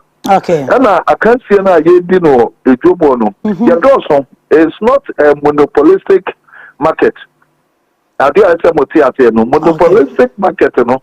Na say nipa ba ko bi and the one year baby ono nko a into ono de your prepare no de de it is a exchange rate no craba from no. What me dey bigina of course me nkwa na niam. But you try so okon tomato so nipa 2000 and so. Eti ewo mu se wo bi ewo mu a ono no ekọ ne niam na be 16. But say so no obi ko ne de na 14 cities. Yeah. I will also enya emfaso wo enti nipa pro no betene de so enti your consumers market to consumer no wo kwa wo be hwe de odia na de fo no top you reward the one who sells cheaper and punish the one who sells higher. Okay. And it is a question de obi abisa ya na because is neither here nor there. Consumer no more advantage in our market, the kind of market ye dia no and the nipa no so aketo no doso into price market forces so now the price no be perform based on the cost of doing business no cost. All right, dog answer na memo akono de waka na me pese me bisa we say because enye monopoly e wo ho nti no ye wo choices a ye betimi aka say we de board ya meko we ho. Is it not high time say aban betimi make a policy a ye benya price control because say e be a dollar na and as a cedi na ye de ye adwuma no say aban timi the policy be ba say e at the next 3 months dollar to cedi rate ya de adwuma wo port nie yema kosoro kra ba bi agina na gina eno na mo de bayi mo ne ma yet me nya price control say be ya because ade ni be o say dey okay ya wa choice de ba e bia na ba bia mete no me twa me ho a enkrofo atwa me ho ahia na ho na wo se me to no price o mo pe no mo de gie e ho no ye be ya ne den Abai the obetime ayanzo be create a enabling environment say eniema ebo perform eniema bo perform market forces no because we are in a liberalized economy. If you liberalize economy there obi antimi mfa hye enenfa abia kasa dollar perform obi be obetime akasa me there still am price that anana am the be and obi say oh me dey matter so the person me turn ma the ntem to say they make turn over issues on it so enti can we share price control regime and maybe are aware so price control regime no emwa e suppress ejadi enti e pasa no a me fan say ma ban say mo fa ni si enti obi hwe na say emfaso eni aban price no ma wo bon sa fe won ko fa ne ma no e mabio e no na so wo be kaya at some point time wo mo ye bi price control regime your practice be so near fikaka at some point the account price control ya did nkofo niama eno bika na man for so hodo because what turn na be na onyan for so price na be amano no eno na dey hold and buy you know And then a worst form of administration class obi yes but prices market forces na the paper the one go for already is so be ala teja e pa ya no de teku sembu out so no aton who no for okay it would mika wo ka se eniama na $1 apart from who jina baby original na you lose out of the competition. Okay. It's about on the mama crowd. What's the price is now paper form? Okay. Price is a paper form. $7 no. What's the if you tell me you have changes in a bank and yet significant. And yet significant. What significant reduction in the market? Okay. This particular one is significant. You understand? A significant reduction. As I said, naturally, you know, a better price is up. Okay. Although you may plan the agriculture will be said one thing in your muscle. All right. Dog mame na wase papa ne wadaji anope wanya mame. Dr. Joseph Obeng president Maguta na ye ne kodi nkomo no ntia no almost statement o mo de ba abonte ne kire se baabi a dollar no nyame ya adom ama na hwan ama sidi na nya ahode a abeda ne de ama wo mu businesses no afa de wo metimi atete niema so kakra na ade ba kwa wose ye tie ye ho ase ne se enkrofo so we enche ebesa akosoro me saying no enya de beboa ye nyina because eba form aye nyina na ye ho ha yen dade ba ko ehye ne nso ne say gold board no adwuma no eno ho sunsanso na ya hye ase aye hu ne kakra no tie sie nyina bete ye ho ase ne ya boa ma gold board na ye adwuma se de wo se ye ne pepepa dollar no enya me nwanwa so betimi aba be 10 cedis and I said 9 cedis enti mesrawo me say no what we be our journal so we me bomb pie say be say hwida cost nam dey propaganda me no me nyina ne ho be kire yen we any party color fu ya ne bo ba for me o control ye mi say party card when ya asa ne aton ama e ba for me obi e tobi including past officials ni nyina obi e tobi ye mi say party card it is out why ya bomb pie say rade nyankopon ma ne man say say ya nyina ne ye bebre kro be hu ba ha be hu what you say ma me ko pike ho na me ba ye be ko local government ye be ko agric ministry ye be ko finance and now say ye hwe ne about finance for aba so wo mu ye adwuma pa ne ma ba ko mienu bi wo ho a say ye hwe dan boss ntie bia na wo hu adwuma ato force and any finance ministry no wo mo ye be ka ni nyina ho asem nti ma me ko pike ho emra pike say nyame adom Obaapa e de nyame ase ai say na say ja estimate aye ne ho akaida no hye soro ho enti mini mara se mini uhia ya na ene yew sesenyo against ai ni nyina enkosi aga what ya ai emu estimate wa sheda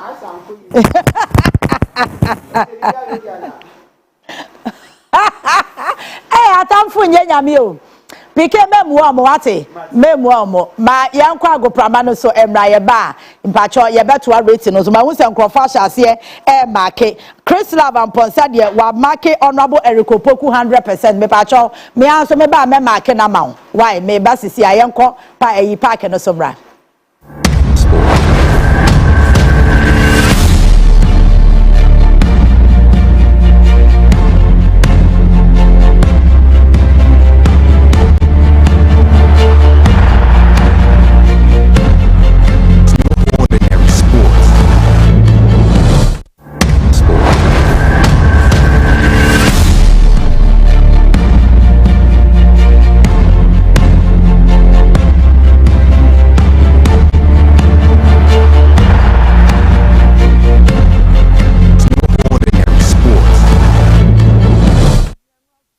Ghana NKOSUO sports edi be sumo CTV Ghana's #1 edi amejiso eye pa kwesi PK ye hyansem na se emfemfri Ghana Premier League na otwetwe mu ena ye ball match day 30 minu kase de kopie mo table so Nations FC ena ready kan eno ena mo last game mo boy Sunday against Accra Lions omo share 1 goal omo coach Kasimo Kanse Mingi say league ni de kwambia so no omo so omo nya omo ebeje Accra Lions are battling for relegation. So when it was the motivation that they think when they win this match, they can survive the league. So they came all out to play. You know, they are a very good side. beating Kotogo, beating most of the teams. But you know, they keep the ball. We also keep the ball. So we force them. Now they kicking the long balls, and their style of play, they are not used to it. So our defenders too were comfortable with it. You see, so they couldn't play the way they've been playing against other teams. We did not allow them to play. So we forced them to be kicking the long balls. Because they have speedsters up front, our defenders do have the speed. So they were able to contain them. And we, because we were keeping the ball, and our attackers who were very sharp, they were giving their defenders problem at the back. Through that we had our goal. We could have 2-2, but football, once we score, we are okay. Once we got the maximum trick. The way we play our game, we approach every game the mindset that we're going to win, no matter who we are playing with. We sack the boys up, we're going to win. That's the motivation we have. So, but we knew it was not going to be easy. Because someone battling relegation, we are not going to get it easy. So we knew that we are going to have a difficult match, but we knew we will win. We are telling them they should continue praying and supporting us. Now we are the league leaders now, so we don't need to turn back. Everybody should come on board so that we push to the end of the league. It's not over until it's over. Ebusia inti mayanko kwashe Ghana Premier League standings na Ghana Football Association officially omudaba out after match day 30 say and then onsem ete Nations FC dey point in 54, Heart of Lion Tosumienu 53, Bibiani Gold Stars Tosumiensa 53, Kumasi Asante Kotokota so and 9 51, Medium Tosu Enum 47, House of Folk Tosu Insia 46, Bechem Tosu 7 or 46, Samata Tosu 8 or 45, Dreams Tosu 9 or 43, Bekum Chelsea Tosu 10 or 41, Adriana Stars Tosu 11 or 41, Young Apostles Tosu 12 or 37, Basaki Holy Stars Tosu 13 or 33, Vision Tosu 14 or 33, Kerala Tosu 15 or 32, 16 position Accra Lions or 32, Lagos City Tosu 17 or 25, and in short game league no major bon omo at with just 21 points. Ebusa mayenfi onenko piemu ewo Ghana Olympic Committee na wotwe mu na omo election a omo pampe form beti next 4 years a day ni nyema bekoyie na dia ma Ghana Olympic Committee na third vice president dance on one so and oye president of that baseball and softball federation no or say bana mo ban omo first priority na dey medical ye ni say o mema incabom aba all the federation for no entem. Everybody can attest that this is one of the peaceful and most nicely conducted election that GOC have ever held. So basically that's it. And then also about the new rule, I think every rule I pick, I think is work.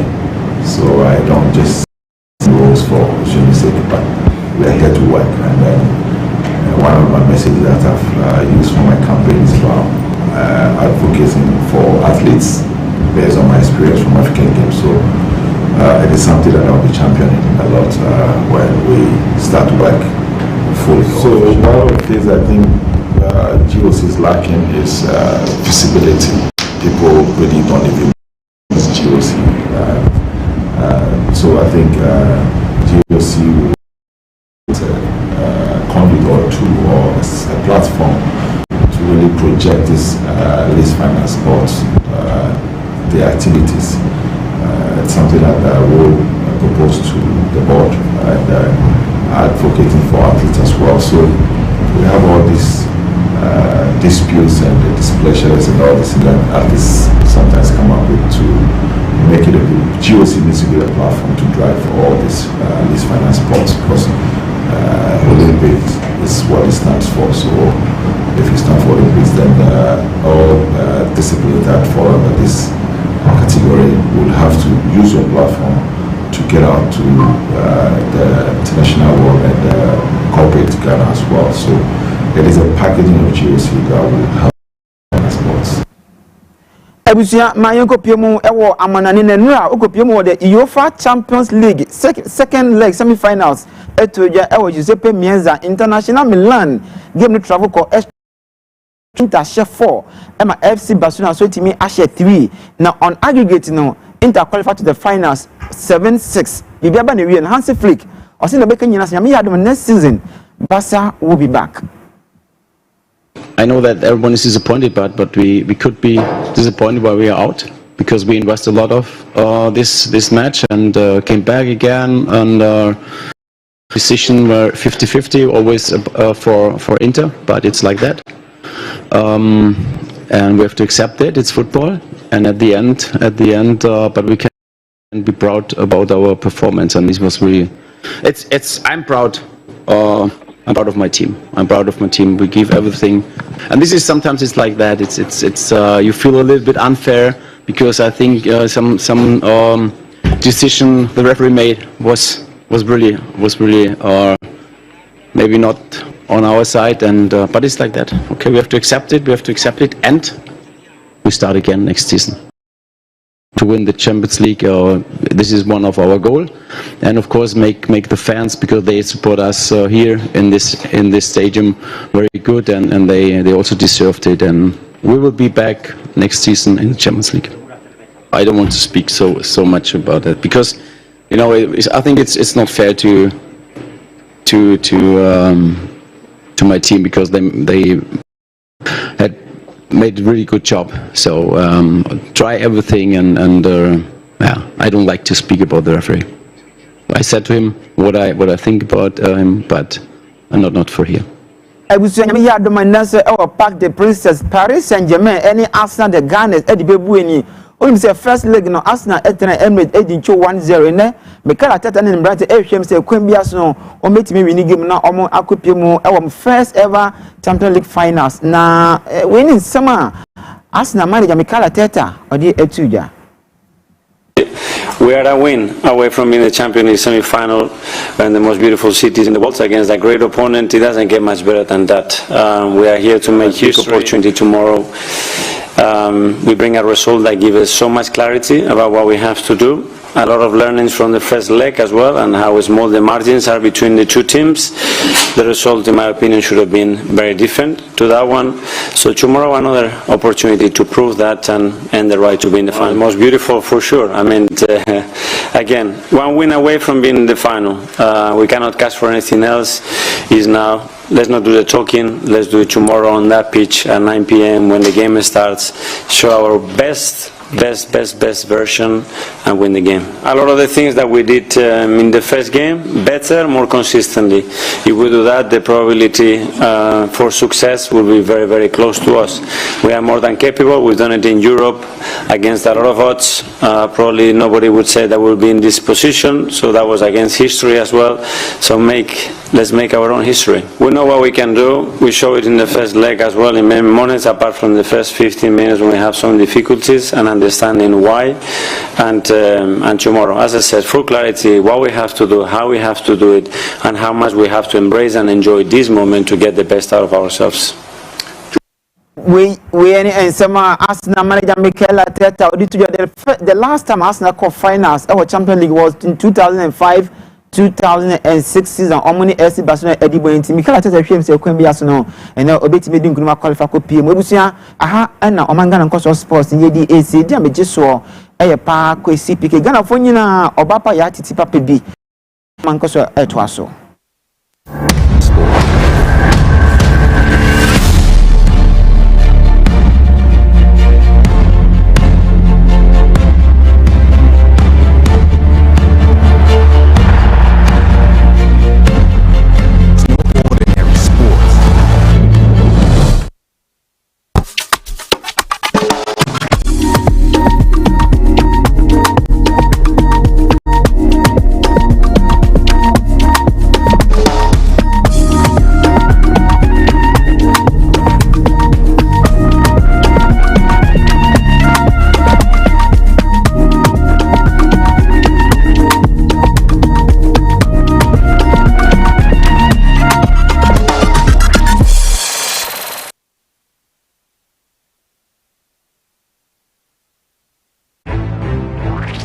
This Wednesday on Master of the Game with His Royal Blackness, King Kwesi Dakwa. Our special guest is Nana Fridua Ajiman Pamwo, investment banker, corporate executive, business turnaround specialist, and traditionalist, former Africa and Middle East regional director for Colgate-Palmolive, founder, Investpro Limited, premier chairman of the board of Otumfuo Osei Tutu II Charity Foundation, executive supervising director, a position above the managing director of Merchant Bank Ghana Limited, which had become insolvent and facing receivership. Nana Fridua Ajiman Pamwo totally restructured the operations of the bank and turned its fortunes around after only 2 years, posting a net profit and payment of dividends for the first time in 17 years. He has served as a consultant to the World Bank, Commonwealth Secretariat, African Development Bank, Government of Ghana, and was a principal consultant for the write-up and enactment into law of the Public Procurement Act. Only on CTV, Class 91.3 FM and MyCTV GH on Facebook and ClassFMOnline.com. Whether you love beauty, integrity, love, power, money, or fame, there is much to learn from Master of the Game. I love this. Introducing the new Jamal washing powder with multi-enzymes that helps remove stubborn stains. It has a nice fragrance. Not hard on my hands. Foams easily.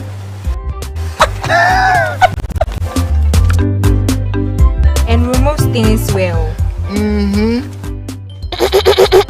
Oh, I still to be. Ma, you brought 5 big sachets of new Jamal washing powder. Yes, ma. It really removes stains and has a nice fragrance. Yes, ma. Then add 30 sacks of Jamal washing powder to your engagement list. Hey, ma. Jamal. Yes, ma. New Jamal washing powder for cleaner, fresher wash. Your partner for clean clothes. This advert is FDA approved. Mema wakwaba eba Muta Motors. Yeye wo number 1 stop shop and our car related needs nyina. Eba no repairs, maintenance, diagnostics, Emma car brands ahodoɔ nyina. Ebi te sɛ Toyota, Nissan, Hyundai, any Korea cars ahodoɔ nyina. Yebesiesie ama akoma toyem. Muta Motors, yɛgidi pa sɛ ahotosoɔ hia ɛbɛboa yɛdwuma na tumpɔn. Enti eba no comprehensive range of services. Ebi te sɛ car repairs, spare parts supply, and in diagnostics a yɛyɛ wo number 1. Ɛnhwɛ baabi a yɛn spare parts shop no ɛwɔ so kind, Ojina Faku. No what all cast who you many na, ewu hiampo, Salbequa chinchini, and some wedding fifrabre. A fay, ye home and office services in na. What yet now office ya now fee, na frey, ye bema your licensed drivers no babe to cano, now walk was yes, we are, what ya brow some so. Sewo shoshe reliable and trustworthy auto repair services are. Men shoshe baby are. Muta Motors, ya ba mau. Yen office, ewa Blekuma New Town. Frey 0244 451776. 0244 451776. Muta Motors, we are the best. Alive soap. Just like how water refreshes you on a hot sunny day, it takes a refreshing bath with Alive soap to feel its pleasant fragrances. The soap I want and need at the end of every day, leaving you with soft, smooth and fresh looking skin. You make me feel alive, you really brighten my day, my day. Available in lemon, coconut, rose and aloe vera fragrance. Alive soap. Feel fresh, feel alive.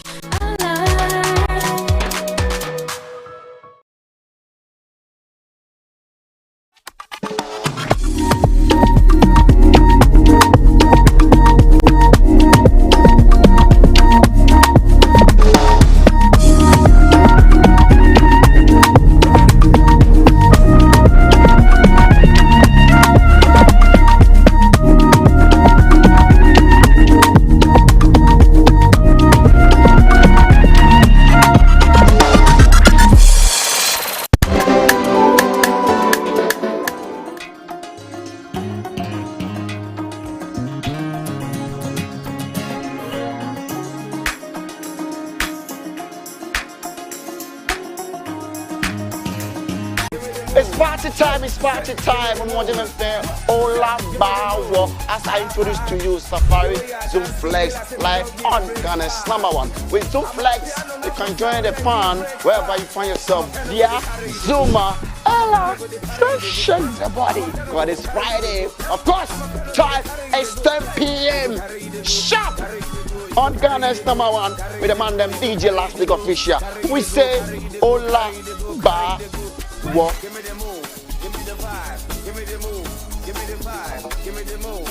CTV, Ghana's #1.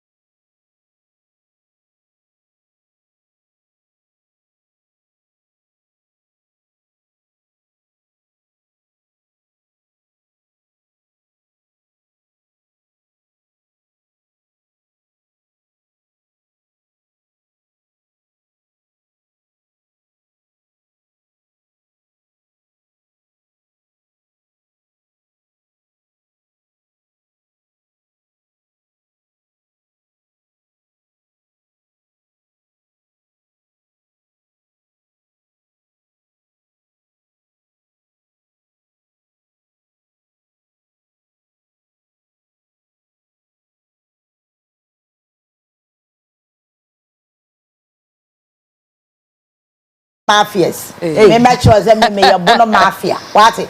Some boy achi mafia.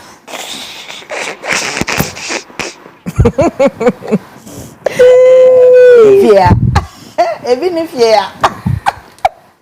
All right, thank you very much, Madam Sememwakwa Baba CTV on my Ghana NKOSUO and Yegusu Ayedema. Me catch us and a women check. Just give me 10 minutes and I'll be done. Now yentimi and to us so and then me pano no ma banta me so say na afia obeka sama no ankaza na kuma to ne yam and then they wonim na abo me so bo ofia ade am and I no mo dey ajagraja agenda na wanya hwe ajagraja so mama ba ma hu hwi o wa hwe so contem mo ajagraja de wa wuji nti shoe na ekọ shoe no say na si nti ase say president council of state international be ma na ba ko we Wuna see so asem ye ke me bra no. Na sa jagwa jo nche shoe. O sha socks. Oh, asem na wa catch us abro ni ba yie no wati. Ye krokro papa se be obeti ase u je ma no wa report na ma no. O report ajagwa jama je. O sa. Say wa ma je ma ajagwa. You say ba say na no friend no ka te no. Obeja na akoka no so. All right. Me ba no ma be introduce me guest no e dia bound. But mama catch us here was assignment here be no quick nti but you do local government nti for now my honorable Harina Idrusu Minister for Education. I think yeah no 85 right? 85%. No market. Oh yes, yeah market. Until we fall below 60 I was say who shaky. Who shaky? Oh, Harina Idrusu you have scored na we 85%. Education Minister. Education Minister. Oh, okay. Matisa say me and no come nye ni ye. Say na make nti. Nyama hodo a ekoso ho no e kire se. Nyame ya domo a eto aso saa ebe ye because abrenke ye ka enkora ni nya aduani ni o na de ni asumbu. E say aye din won sa unti de bia. And they say or deserve more than 85%. What I am in the mama 85 because may examiner. Also examiners no more mark here, more reserve marks for handwriting. More reserve marks for the one compose one day na watch no. And sana content na anka say woman no, wo mo abe mark and appearance. Sir me mark no won ka ho. Sorry. Me we na abayo de anu ayo. The marking scheme no na okuta marking scheme no. Say marking scheme no attitude ka ho. Attitude. And initiatives e ka ho. Na fe ye wi ayaba impacts. Okay. Impact our initiative e de aba. Enti initiative no be carry more marks. Wo attitude be to aso. Ye wi ani ama impact. Okay. Enti oko local government Honorable Ahmed Ibrahim na ewo ho. Ne attitude checked. Mama no. No na over 10. Mama no over 10. 10 over 10. Attitude 10 over 10. Initiative ye dey about local governments. So far so good. Say you who say for the first time once a and deaf. One more under local government. Okay. But for so many years, now some deaf and deaf if we want to but for the first time, one more meeting, one more I retreat, and my one more programs, one more person, you know, my line in the app. I was there myself because there money be what yes, say no, yana men tampe, me say. It's me and me me share one more programs on my line in the app. And me bisa, adumbo chese ah. Nanti mo local government as was saying I local government and I say wow. Serious? Into a leadership. And it's initiatives, you know, bako and no. So far so good. Local MMDC is and also akoye. Me assure say a few places I was say it's me NKOSUO. And adia bako say met me. Me no me wodu amede kakra na me de regional ministers no more hono so aba be show because ya sanitation a e she ameda say by regional ministers any MMDC is no e direct control.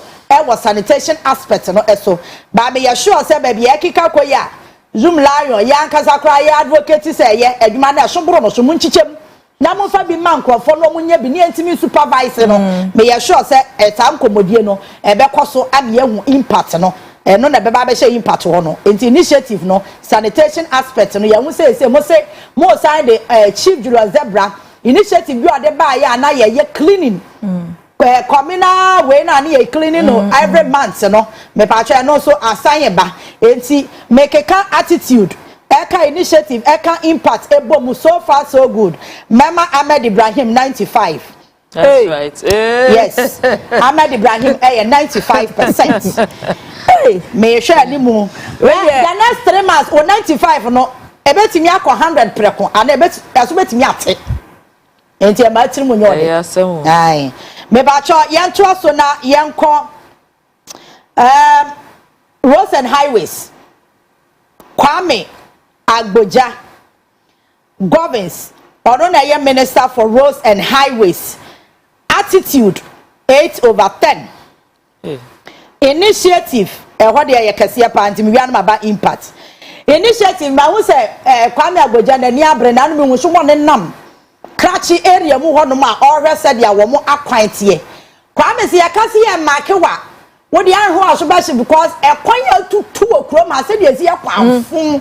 A wo be inherit ye no. Me kase me jira so amakewa ahwa mema atre. But enya wo fault. Enti me hwe ne wo ba ya wo ye. Kokoro ta wo ntumi anye. Enti so far so good me hwe aprobo a wo ko. Any inspection because now no I think committee on roads Omoko inspection. Ekwa said the kwanya tutu wa Ghana ene de keka ho. So far so good initiative no men share da ehu said ye si ko ankasa. Ko for now me hu say we sign new contract. We sign so there was so update yen. Na ne o hodada no so me hu say we be say contractors no omo wo ho. Omo on pack omo ne makọ ye some of them are back. Enti make a attitude. We initiative any we impact no ebomu a member 70. Yeah. Member Kwame Agboja 70. And adwuma ye. And na who fall below obinya 95 adwuma wo ho. Adwuma wo ho. Me ba cho honorable Agbala Jifa Gomashi tourism, culture and creative arts. One fa nto so. Ono ne attitude member no 8. Ndo koyi. Initiative the member honorable Gomashi initiative no run Ahmed Betimi akope local government. Yes, ebeko 95 for tourism. Tourism authority. Mami efua is it Ujeto also? Yes. CEO for Ghana Tourism Authority. Only deputy Abeku Agri Santana. Oma changes the back creative industry no more. All of a sudden, yeah, attractive. Answer a fake one of my creative sector because it was dead. Crowd. There are some tourism sites near Cry and say Ghana. Yeah. I bet Kuba ne hande less than 24 hours. Ubo so dam ha. Ubo say Nini now so a tourism site. Ghana and what showcase. Enti ama honorable Abla Jifagomashi ministry no. Wama throw more light on it. Enti the ama or no obetimi anya 95 to say Ahmed tourism authority CEO any deputy adwuma omaye a shine atone so and inti ablaje fa gomashi mema 95 yeah na mo uwase da bia fama abeku agri Santana ene ni CEO no because one mama was sector no chese ya wuni ma bia chese ase e wo ha me say na tourism ti no amatiase say no amatiase o also affect revenue for Ghana pa revenue generation for Ghana pa it say one more identify site binum a na ka Ghana for cry ya adwene kra ni one say afi was the wa kwawiye one initiative dodo e ba mu Emma trade ministry kra nya share wom sa kwa business forum na course no bi si da kan no obukọ kwawu a etwie nkwa etwie ka etwie ase loyalty she guys enu ana na omukọ ho no makọje o me na ahemfu buafu no madwala no mba na indecent dressing de na afi we kwa no uhu say the difference ba mu fa na ye tourism even business promotion enti ama business a community no ebe nya mfaso e wo tourism no so enti one initiative no impacted yaba afenya markets munya ko ba mu hu we ankoye practicalist ankoye practicalist na jo say jo ma makura bo ada asesa loyal ladies ni ade enti tourism ama 95% fameko ato force that's Ministry of Finance honorable ato force if you ja kasa ba won sam yenu yenu say bom ato force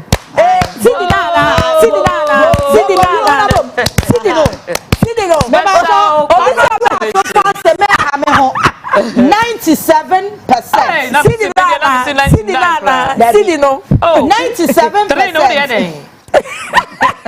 Treno, obi fi on demonstration. Why juma do? Me exam na ka to be by 100%. What's 101 cry? Honorable at force in 97%. Attitude 10/10. Initiative 9/10. Impact 10/10. Yes. Nti one say train efficient no. Meaning baby answer question. Honorable at force has done so well. Within 4 months. Yes. So well. Incredibly well. Say wama business community no omo twa na omo moemwe wonya ne hwio. Yes. No osre. And obi to car won show so be so condition. Because you are not above form. What you say? And yema bebre koso of finance ministry a yema omabaso. Yemfa abaso boni soma sami jemfi. Because of gold board no don't forget about the finance ministry ase it wo madwuma mo ye no impact no and that's your initiative no the impact no our finance ministry eso it is almost a finance ministry mama 97% also ati because I had to say jima gomashi ho no e kate across sectors ni bi na o ma bon nsem ma omo o say ye mbo nsem ma omo o si abo ma mo ayi oh na me de ma nye bi it's honorable to forcing 97%. Meba chomo famen ko agric. Honorable Eric Opoku. That's a Greek ministry. Attitude 10/10. Oh, we are land commission. Initiative 10/10. Impact 9/10. Any energy. Honorable Eric Opoku. Mama no 99%. Hey! Oh, then okay. Yeah. 99. And one no ye because of product ba ko plan boy dem body. Tomato say. Tomato 99 because me man 100 abekasa. Anya man 98. Na one body. Body 99% because honorable Eric Opoku. Man cannot live by body alone. Me want more than tomatoes. Initiatives are what they are no. Initiatives are very fantastic. Feed Ghana, when him say, Omo launch Feed Ghana, no say na woma your poultry ni bi kram woma to NKOSUO. Ani e kra nim. Feed Ghana project no ase. Ene de san kokọ ne ba ya mienu say kokọ nketenkete ankrofo de koye campaign message e buka wo musimu a. No omo nim say wo mu promote policy no. Chase ye juma nkasa adwene nketenkete one say omunya $1 million bi e wo agric ministry erikopoku wa antena so the last time I call na peasant farmers association e wo nyina ye ma adanya say sika na onobo erikopoku nya ye no obechema peasant farmers ni na ya no ma kom dia to 200 dem nom dia to Land Cruiser akese V8 no mo de be my guess na guess ye turn around let me see your pajamas na ye sem bebre sa $1 million no o chema peasant farmers a wo metim dia koye adwuma na wo mo dia ye kua nti wi ama me ka be mecho enye hu nya wo say the next 2-3 months we ya nimu obo mo say aduane bo be sha ase se e ba fom bo dia no e be sha ase se be ba we nya dia dikogu ministry ton ye ni bio ye kofa wa gogo no ministry nkoto wo be to market wo wa market wo fichire wa ne bo be ba fom eni nti honorable erikopoku ye nipa bi a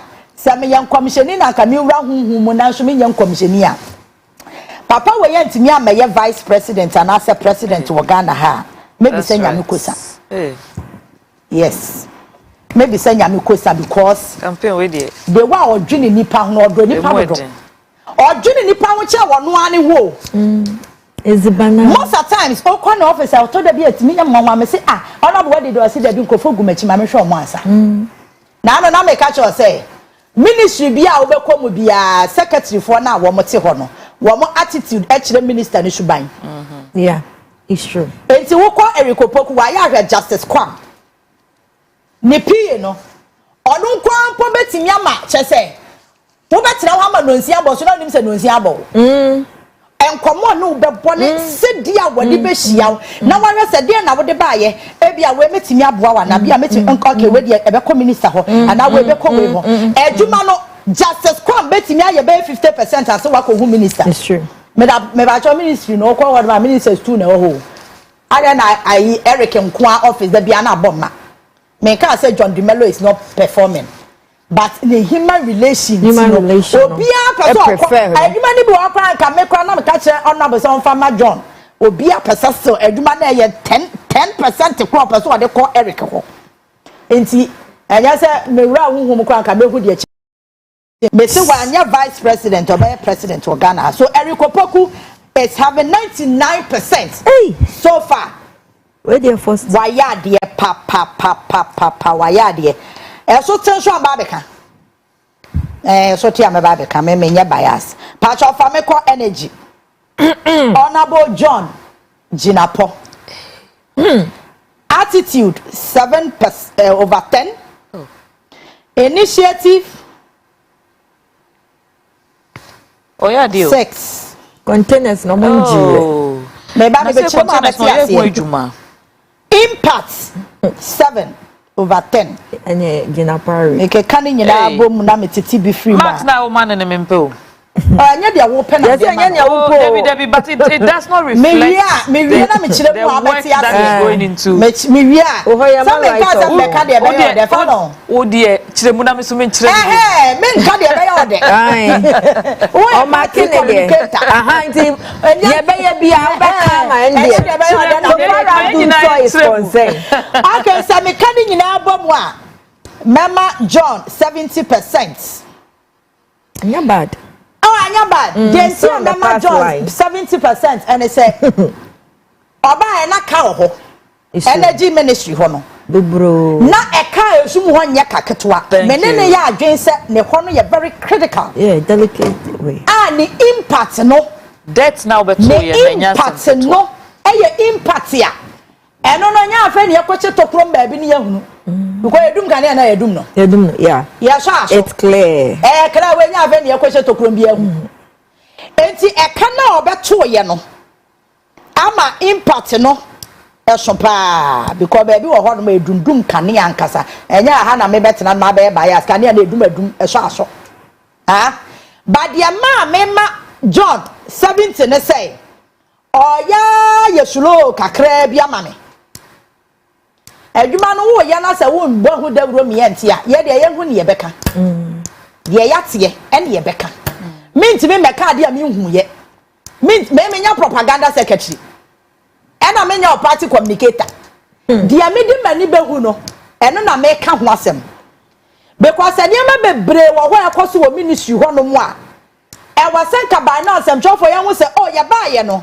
ye betu weni ye but si ya na kania ni dum na ye nte hwimfiri wo ho no ye be fa ne se adwuma na ase wa da kakra yeah enti sa san fufuro bi wo ho abeka me yentie na ka me say me 69 but I say yes I wa fall below 70 tina ma 70 communication is very very important enti sa woni Ghana form communicate ya you should know say the ekoso no de ye hu ne ye beka enti honorable John Jinapo adwuma no o ye ba aka akra ma home no so ni ehu say obi na wankwa na bezo zi ekoyi mama we ekoyi ai we enye sisifia obata ekoyi enti ma home so ni ehu say adwuma no o ye because based on the me wo sisi ai de aka kakra wo slow motion no and after we gidi ba mu and I watch break minim ne enti I watch break o ye adwuma na say adwuma no me hu ye say look that the work underground is so much more kasa to there ha ya wa more than 1 hour e wo fi ha minum mienu enti sa oye adwuma na omye hu ba me adwuma no ya impact na me hwe o we initiative no impact na be ba no na me hwe enti na me ka cho say obia percentage no e bi tifri ba bi na bi akohye ba bi na aka bom what you say and it's the one woman gidi continue say yeah another ama attorney general na ho yente ho ye so my hu de ekoso ne hu initiative awo ye ene e ka o jegu ho ne era e ka na wo beto ye no ahin wa tia because no me ne DVL CEO edi nkomo me bra Julius e ma me ti ase se e ka na e da DVL oba en se tie ni nyame adom wa tia. Wow. Enti wudi anu watua na wuntua de enti na kane ano se o edundum sa. Because we dem impesum o. Me impesum. Ghana ni bia ni wo pe hit. Enti se kane ana enti nyina so pe obehu so obi abu afu. So honorable John Jinapo 70 na me de ama no me sure se my yard ye pa. My yard. Pa chom fa me kwa attorney general. Yes, honorable 200%. Honorable Dominic Anyane. That's Attorney General, Ministry of Justice. Attitude 8/10. Initiative 9/10. Thank you. Impact 10/10. No. Honorable Dominic is getting 98% because so far so good. So very good. So far, so for hey. Woman crofo adwokra. Tuche ma. Why are they? Men kaza bebre e wo ho obi a is open secret. Ejuma wo ye na is open secret obi e hu. Ene nkrofo bi su. Ene de 32 kura nkrofo bi nya ye no mo se ye wo mu su. Se court ni ye adwuma. Wutimi se nkrofo ade wo mo ho. Omo ye adwuma omo hwe bankum hwe nifa. Enkofo e ma ruling na wo mo kwatwe mo hu hwa se ma sono ma bibiti ho hey Ghana ho eti honorable Dominic why are there men kasa bebre because wadwuma wa ye no Ghana fo nyina ehu dia me pese me hu sisi ya ne se cases na wo de court no ba cho ye ne 10 nkofo bi a wo se adwue sika wuji sika ni wi a na wo do betum no ye wo ne o masem me enfa me ho ba sika ne de ye beje ya engineer fa bi ma jojina po no fa ntua ni eyi emedi why na enkoye afemo fa me nko honorable Elizabeth Ofosu Ejare trade agri business and industry ministry where so pa trade na mu ho ye the agri business akoka ho ene the industry so aka ho nti emu tre so far so good utie good for statement o mo de ba no page say business community no wo mo ho aha wo mo kakra enya kakra mpo o mo dwetire no wo ma save pa because dollars dodo a no mo hia e de akwa akoto ne ma no as say esu ahwan no Ministry of Trade and Finance wo ma dwuma no ekosei enti se won se da kano for ata o ma finance ho adwurugu ye no ene na ma ala so ne ehu dwuma papa bia no wodie no dia na mo de fa ho mo fa hwe fa ho ma no afia ma account budget ko mo ma no budget ko napco Minister ala na sam de minim pa finance ministry ejigu pe was almost a trade for and you about me impact initiative now finance ministry ayeno affect Elizabeth Jareho ama who say impact no ye kama and business community ni nyomani aji wamadi abasobode e ba no because dollar no aye stabilize see the nya ahoden kaka eniema taxes ahodo bi ye free wa mo ha wo mo enti ama Elizabeth member no 90 98 there be 90 member no 90 we dey say you be abaho because because to forcing enya 97 nti ho na power ni free ba na power ni free na ba be shem wo ha nti member fiba the strength ne atofo but obo adwuma yes obo adwuma na o 90 so failing and I said failing outstanding because we are outstanding minister or your benti all right discrimination mo family kwa gender na mo ho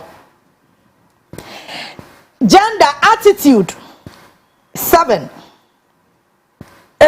initiative but so bonable figures no attitude 7/10 what's that pass mark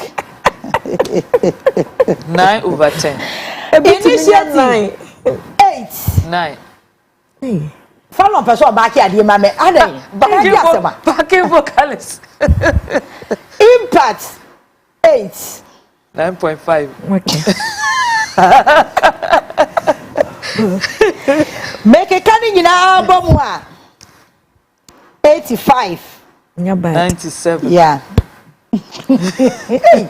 and I follow about as well telling you 85% for namomo gender dia me pese me hunu me share den hu ni nyina sa so far so good adwuma no wa sha ase oye check your attitude check your human relations because very good one enkwala na aya na omose sika wo kwan ho no ewo minister gender na valon ubenya time na waka de opese wo kanya so allow me the examiner official to my papers yes so your party ba nti won kan bone da exactly the point enkwala na omose sa de no kan ba be si ho mpache yo eho yin the ama me ma no 85 no yes once a sanitary pad no education ministry ase but e twa ne ho be share gender yes, okay into ministries no dodo na no entaba no e work na cross na ba be share and it has been launched so we say eno kwampo emma me hu say adwuma no she's on top oye adwuma but mesra na pad na mahama tu enkwafo ona say anya hwe eye nije me kwa mi nya ya ka me ka se obi na hanam to no no che no me se me to no ko obi kwa de propaganda but e normal na afen so school feeding no menti de bia no am the gender yes na na ti say ya pasi ade ko share maslock say be ya sikatua no betimi a content of which I think a good initiative enti se me ke kan ya ma ba ko mienu bi e ko so e wo gender kwa mema na momo 85 ba mesra na on work wo ne human relations one or two nkomo bi ameti wo ba bi no order bi a wo hia comrade for ne dia but obi wo ho nya comrade obi wo ho nya kukurudu sa neutral for no e bi a wo hu se oye neutral wa dwen be se oye nkrofo ebi what I say neutral for no omo no mo ma sa 57 ne ba yo so when you are dealing with people you should know say enya comedy for nkoa na abesra kire wo Ghana ni bia obekame across bia no so smile in fact kukurudu osono no danguram no kura wo hia na asre kire no eye eduabo kese pa umu na dia so wo menanya wo sere no wo se 38 ne mu oya na eze be ko 28 na say enti na mo mesra wa check your attitude na check human relations for mama me ba cho mo fa men ko fisheries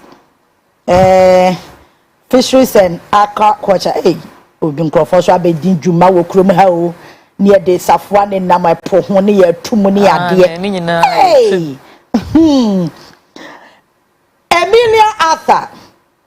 Emilia Arthur wono na ohye fisheries wunim attitude 8, initiative 9, impact 9. Mekani nyina premix no record mekani nyina esisi ani a Emilia ebetimi anya 95. Nice one. Because say yasuma dwen kasamre premix enyo obi de premix na kwa kwasane dem party chama bi de kwasane dem ama ye deja premix is oh here one papa chese medwene ho amentiase kromba de ya politics nya politics one the changes buy no won't de bia bia omonka obi anka ho we Emiliata oye adwuma pa ena oye one of the ministers on tena ne to so no why say erikopoku on namsa yo kompona no on namsa making sure say obia eye na adwuma say de wo so wo ye no wo ma ode premise na so amansa na nya afre na akwa hodo no aba ba ye wo ye NPP ni ana ye NDC na atma ti say de na nkofo bi ye no nti me pa cho Emilia my man 95 at say my man 95 she deserves it or ye adwuma nyame hia no papa mo fa me ko oh ma Fallon hey Fallon pa cha mo fa me ko Sam George ho Sam Nate George communications so far so good attitude 8 initiative 9 impact 9 Mekaboma Sam George mema na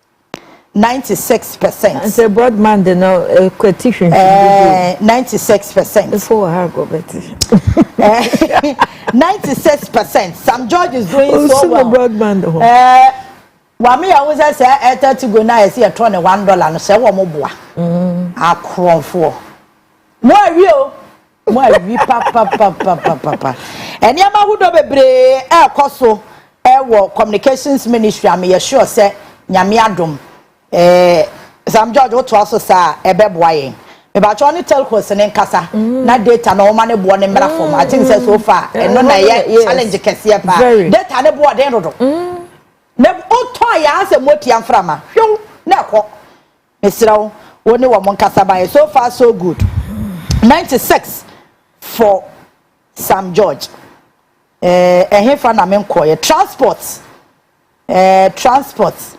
kra ho na hye ho nkofo ni bo ho amadwuma na ase me sheda enya feeling ni ye nti saa na beba o transport eye Joseph Bukari Nikpe okay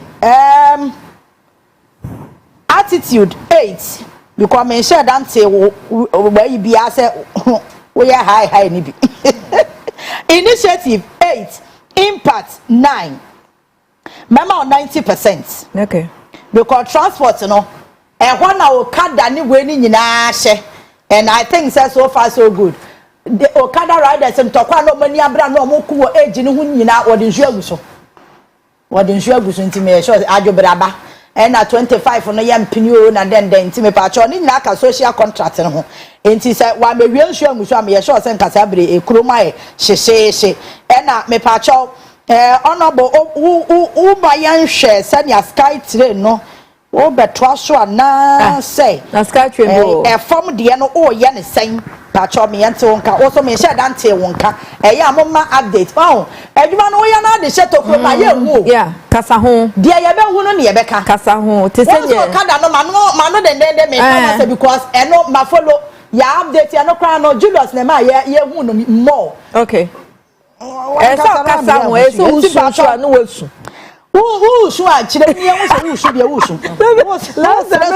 no ma we say no mama me kwa interior Muntaka Mohammed Mubarak attitude 9 initiative 9 impact 9 we taka no kwa waje 98%. So no dear 98% almost 1,000 years. Why are there pa interior? Why are there pa? Why are there? Obi by for about 8 years. Now me say we interior minister. Koda bia na me bisa. Who is the interior minister? Yam president me so ho yes ya unho hwe. Muntaka is doing so well. changes are eba security agencies no mu no eye me pa cho fire service for no mo hu hia no mo omobo omuni fire tenders logistics omo de be ye adwuma ebi ni ho for the past 8 years wo mo ahye da nya de titiru bia omo de be ye adwuma wo enti me pa cho e ho de fire fo no adwuma wo ho papa police fo de ane de eye kakra eya ne sa na prisons fo no so enya kra o prison service oh Allahu Akbar enya foreign and kotu they say none of me who meetings bi a e course between Muntaka and various security heads no and I think say change ebeba nice one prison officer e dan your dam near the curtain atwam no na na yonko prison officer wa enkofo kwantimi e hye so no arawo na wo inmate for na omuni officers in difference ni because omudo omo ba do a omudo omachi na omu hu fifire omunya hu fifire omunya yepe obi ayetum ade obi afa worry said ya wa sha se a okono ekoyie pa pa cha fa me ko defense Dr. Omane Buama me pa cha attitude 9 initiative 9 impact 9 98%. Mama you kran ke be ha me. Abrewani nkrayo omkotwa aja tumu. Galam say headache kesia. Hey. Defense Ministry ye adwuma pa brojaja mfine ne boss wo mu ye adwuma pa Dr. Omane Buama na ho na brojaja mfishe. Ho no so na deputy. Wo mu ye adwuma pa. Wa ni say okay, no problem. Yebe wie. Pacho ye wie, yaka 2 na me wie. Enti so far Dr. Omane Buama mama o 98. Me pacho fa me call Lands and Natural Resources. Honorable Amakofi Bua. Attitude 9. Initiative 9. Wa makini ye obesu. Impact 9. Also mama no 98. Mami. Oh, you doing so well. Yeah, relation fantastic. Juma no there and he works. Was starting years. But at least on a forestry commission, one carbon so you could see say forest no rescue be. Forestry so corrupt akofoni di on forestry hodo. Yo. Honorable Amakofi Bua 98%. Ayo na na se adwan wa de ho na se adwan wa mo cheche Achimota forest. I feel there was new dispensation. Okay, Honorable Rashid Palpo labor. So far so good. Yanti dede bia we labor for emu die. Na che say. I don't think Rashid Palpo die. Rashid Palpo ni attitude mama ni 8, initiative 9, impact 9, mekaboma 97%. Afasi wo sunu nyina meka wo mu bomu a masro akode mesra mu hia eloma hu. Wuhia eloma. Hello, wuhia eloma. Na sika wo hu a wo de wa ahwe ato ice cream bi fama no na on fan to hey, elom. Fantastic woman. Ejuma elom eye wo masro ko no. Chenkure. Eye serious. When them say a problem and our master of leadership problem. Omo beje car na o ma buy na power ntimi ntua na nipa na ho no agya nipa na o de car ne ko. Within some few months he mature recoveries are why it's overwhelmed. Within 4 months. And yeah easy. Elom why ya dear pa free zones Maria we see she's doing so well. Nyami shramo. See was no dia mo do so do. Me kan say be bobo anya asembesi.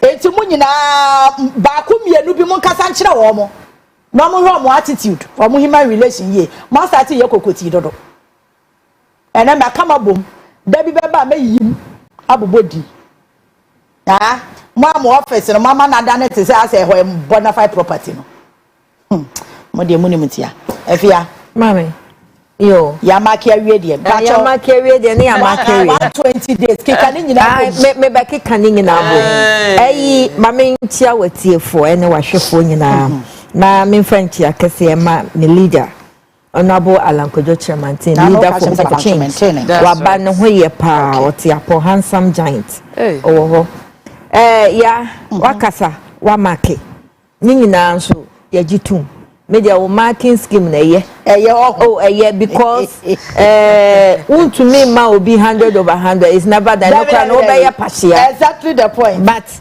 ya wunim unim say ya papa John Dramani Mahama me fa akonya yi so na mabona baso na metwa no puse thank you in the sense that my study my calculate adiebi okay for the first time within 4 months a government is running yeah that's it ya papa John Dramani Mahama oye ne campaign o ma yeti asese or the 60 ministers na be ye adwuma ya wonim say 60 na nduye oh yeah no 56 yeah na media me yem kran ko beja ne saa na set record but I so mo ebi adwuma yenti na ye hu say experience is the best teacher because so abeye president ni bida na ohu ne ye Ghana for pe ene ne ye mpe enti I don't think say in early stage time osano obe for ye okay or for me ye kra na ye ba beta ha na yaka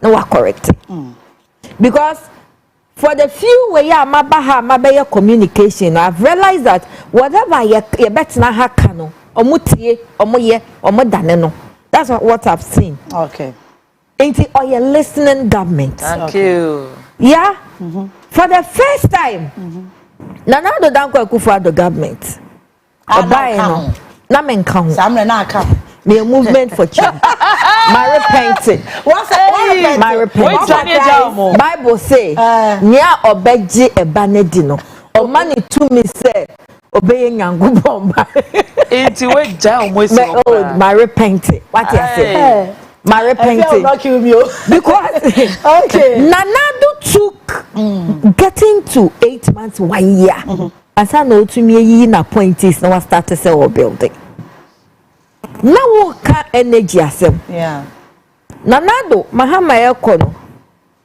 crude oil oja wo mu no it took 6 months yeah and so no more tough for omo mu ko mu jahe but think no say 5 days 5 days look at this wickedness na say John Dramani Mahama within 4 months she kabubura mu shigu ho she nsamani amudi gu ho she nkofu adwuma mu gu no she sidi a mu ma sidi na no chi akodi nechi na ogbojoye na say bi sidi ni kita crutches na businesses eye basa upon all the lectures upon all the 170 questions Ghana for Bawomia edisha Ghana for trimu say NDC emisata wo solve 170 questions like your home beto no omomo ntumi an solve but within 4 months on building government numponwie yo aka wo hokra no menyi say ye tuatua ni nyina awie o but yet the country is running obi ada na somudwo no me yi ebi adum so frim se nya no a yanka dia na MPP for mbeka muni komu huni hu teka se nya dum so na ebi a light ni ye foi ba se nka ye kan ye nukuremu anka free MPP for na nkasa se nya no a nka kwadu be na ebi a omu de babo John Dramani Mahama ba ku bi a na me hu ye concerning MCs ye papa start yi Nanado 4 months since no EMCs no ye Nankanta the various district I started running by your papa Mahama yi afedie no yi nintam no and people first start fear almost especially Ashanti region so we yi nordness for nkwa we yi nanko yi wamo o meyiwo aname MPP they reward hard working. Hey, me see MPP, NDC, sorry, manu kokochwa. Hey, they reward hard working. Now more MPP for even an Ashanti person, credible, competent, and go to me win the power. Ma most of them pay. Mut honorable Alankojo chairman say asem na make. Muteni all appointees at the position romo at the sika any bre ehye omumu amomo campaign against Alankojo chairman. No be you MCs. No mo nyina kita your friend is a Muslim midi anase nkremodi a mo se dey munye din na papa ni nye na dwuma ni owe obetumi aye adwuma no ode ma no mo nie na nka obetumi aye adwuma na wi ni pa ma fa ma no enti se mpo no so obeyi ya Ashanti region na se on complete tribal na so se oye competent obetumi aye e dey na mo waka munye MPP munye din no mind no the way ya mudi kodu ye tete pansam ye no ye here competent and credible people no masa be sani ye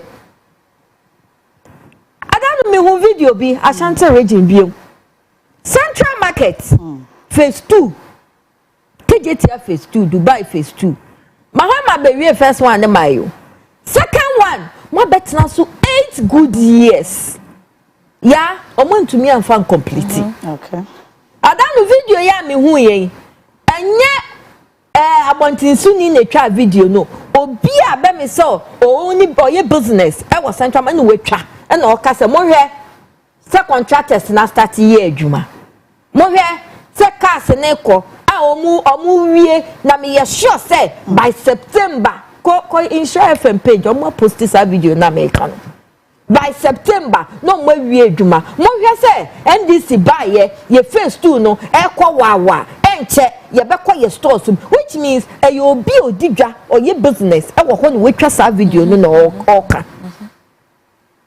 enti within these days Satoris asem na woka Ashanti regional minister Frank Obaye presidential bungalow presidential villa I wa Lake Bosomtwe as a president conversation Ashanti nkokọ dwodwo no ho na wa hwe nsuo nse nsuo so de ma wa ho meto na wa hwe the view wa hwe nnua no na wa fa adwen a odi bebu oman no MPP fo ase no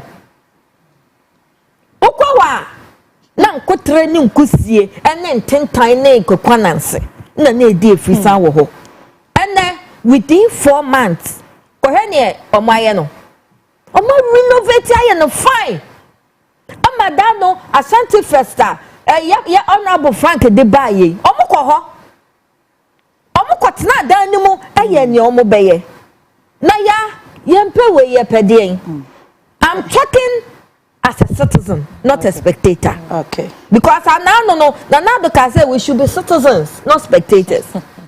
Until you are citizen from the time abepemone, and we are comparing and contrasting, and we've realized say MPP mu be di ya bro, and that humiliating defeat in you, mu deserve it.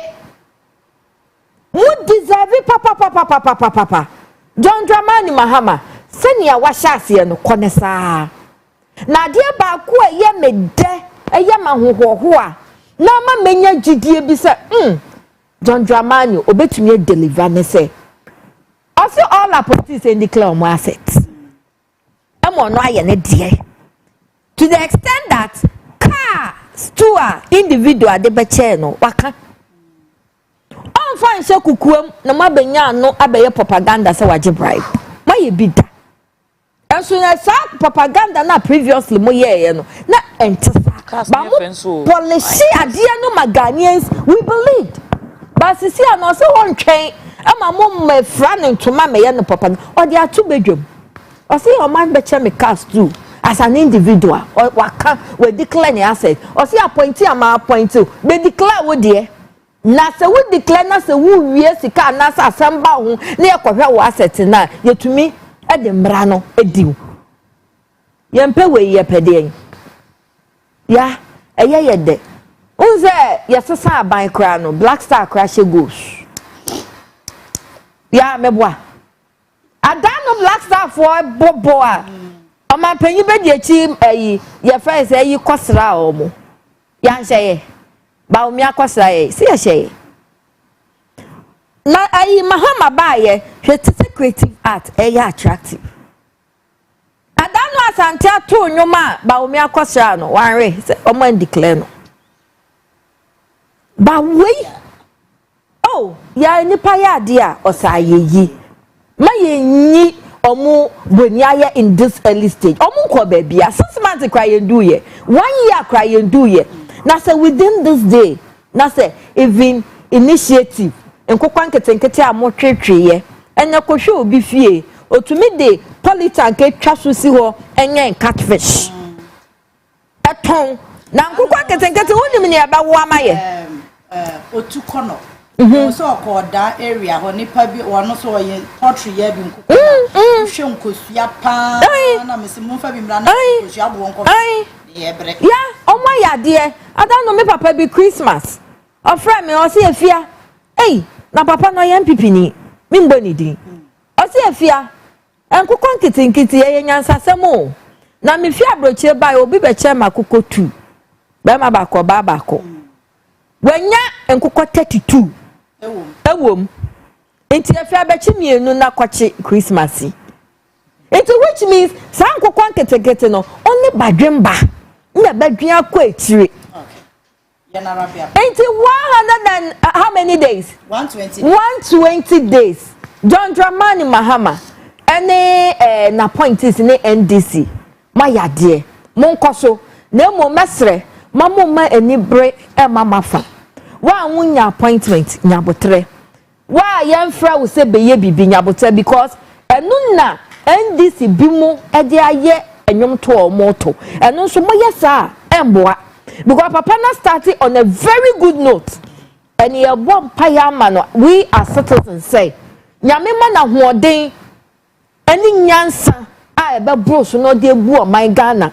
So that katase she ene krono ene samoni omo adi egu ho a ene omo koye twa omo ho pese omo demonstrate the cover omo katase she so no.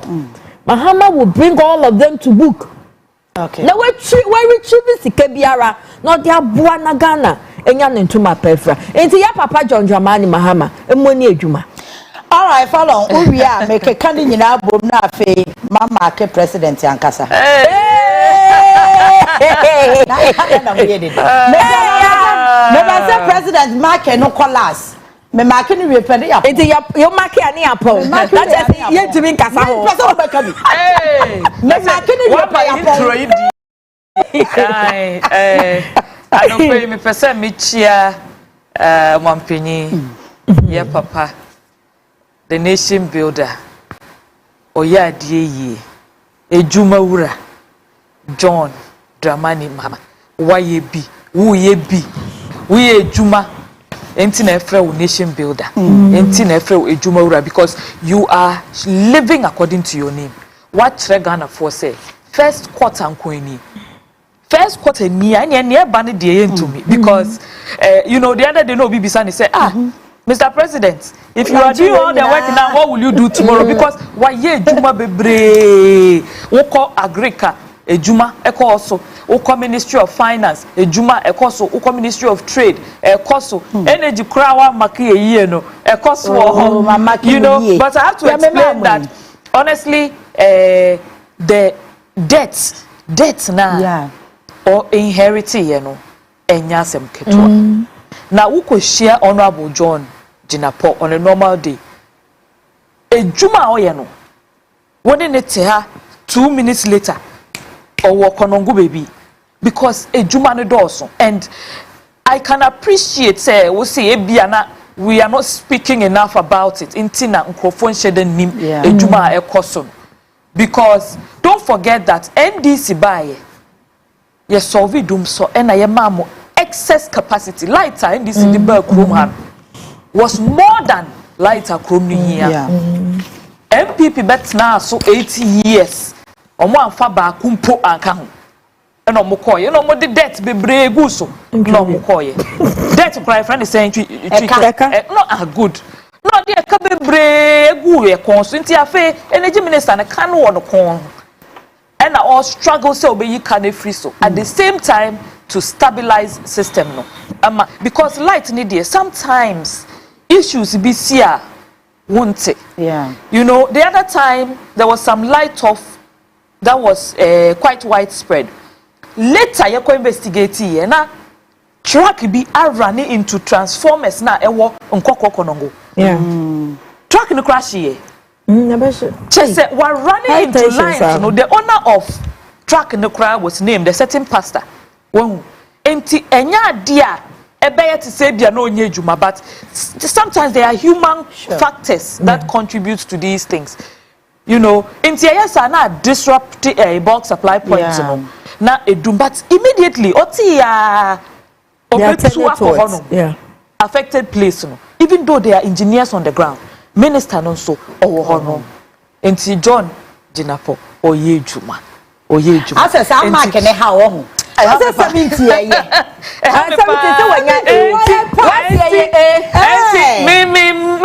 Me marking on my own say 99.9% Juma. Oh yes, very stingy with the marks. We are the professor come who. Obaapa dream power teacher Obaapa. Oh jaja me exam na de anka. Aha. Me ba cho lecturers no mo hwe me amamo ko mark me papers ze mitimu nya de nya party. And run and come back and say almost share our classroom be our discipline we lectures way too our discipline we exams de munim because me mama cry no or a retired teacher. Yeah. But I want to congratulate ministers, no NDC ministers, NDC appointees. Omu ye juma meyefe. Ofa ha omu launch we ochina omu launch we. Look, National Apprenticeship Program omu launch. Ejuma wura omu launch nti we ye business owner na wote ho na wutie Mrs. Sia. Wo won sanwe juma ko apply ko NEIP National Entrepreneurship and Innovation Program. Ko mo website na ko apply. Untumi nya so ko mo office ho na ka chom so mo boa na untumi nya application ni bi. Na sure say the government bitimi aboa. Because there are so many ways government boa entrepreneurs. You know, government NDC government abase obia ho beto no. Ene na me sister ka Mama donate cars and crofo de be chair no government. Look, a lot of those allegations na drop any inflated stories on crofo be fast story no mo de different things akeka ho no mo atwantro bebre egu John Dramani Mahama ho. And at the end of the day, we realize say na MPP by 8 years corruption ya hu ye ke ka ba ko corruption yanka say ye da ye nyame ase. Oh, corruption near to mean counting billions. This country lose billions. Ya call IMF because of 3 billion. Yeah. Sika ye lose wo Ghana no broke 100 billion. Just 3 billion into na call IMF. Sa corruption ni na ye to be plug ya to me stop it corruption in these 8 years ka IMF can win here. The same MPP government no mo ka kire say omo diden e-levy ba. E-levy will bring jobs. E-levy will stop us from going to IMF. At the end of the day, then they see it in this country. Omo hire small business owners not omo sika ho te. Omo small money at the end of the day. Na e-levy asanchi sika. Ene ejuma wura John Dramani Mahama ebae wa betwa e-levy nim. Ama me no wo kra ya wato ye kra na etua e-levy na na haye. A big problem MOBia inti yaye ejuma bebre and yet to do more. But niema me pride ni say in all of this no John Dramani Mahama ye ejuma we nyina with only 56 ministers. Time pass no we had a time when we had over 120 ministers we krom ha. So 120 ministers no more you could see him fa plus MCs. Yeah. What was the improvement directors in your life in those 8 years? Omo the problems bebre emaye instead. Initially no be complain we catch say ejuma bebre nti na omo ministers bebre. At the end of the day omo gu oman mu. Omo destroy a country no. Omo dragi ye back many years for struggling just to make a simple living. Yeah. Nyombenya nenso na mo be how much.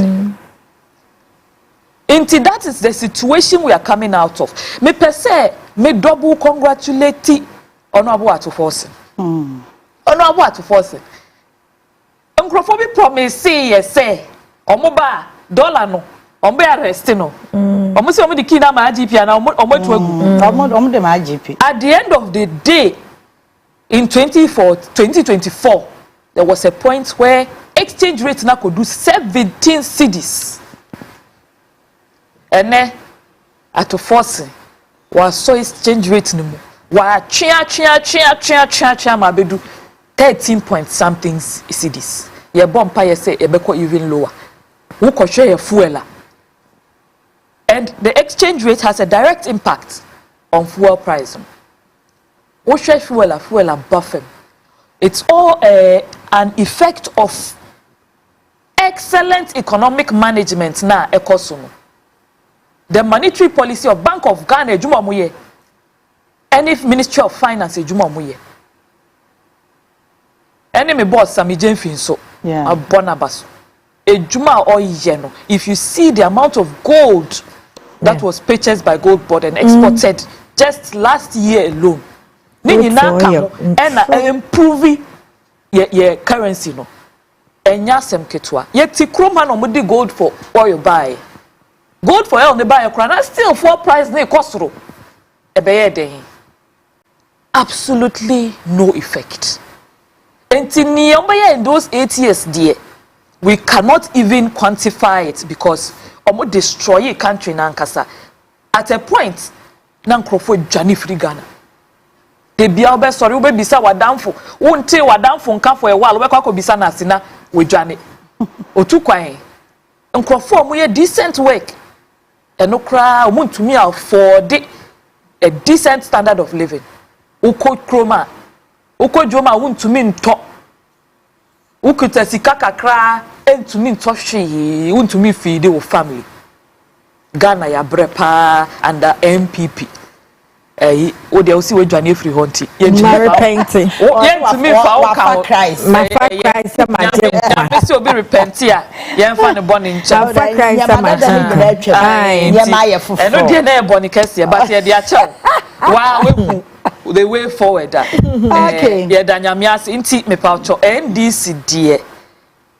Yana, we didn't come to talk too much. But at the end of the day, results, action. Uhu ejumana NKOSUO and we feel it impact them.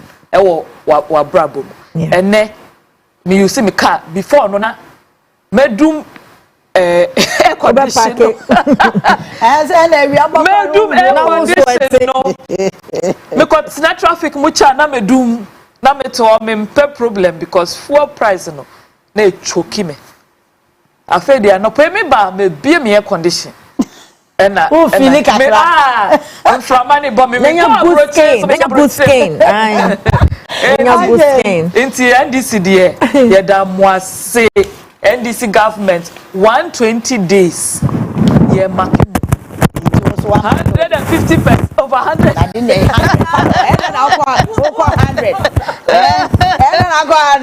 Okay. 120 day contract no you achieve more than 75%. I go pay crime but me say city for kasa even Bernard Vleno kasa oh ya dear pa. NDC for ye juma. Enti me congratulate ye nyina comrades food soldiers ye congratulate mo. Why ya dey mo be save Ghana. And the impact is being felt. Yanko yan second topic no eso. Ye wi am aka cho say me mark president, me mark ni wi ya 150 over 100. Ya we ya be mark ansa no am. Mama mo mark no, mo mark na ko me de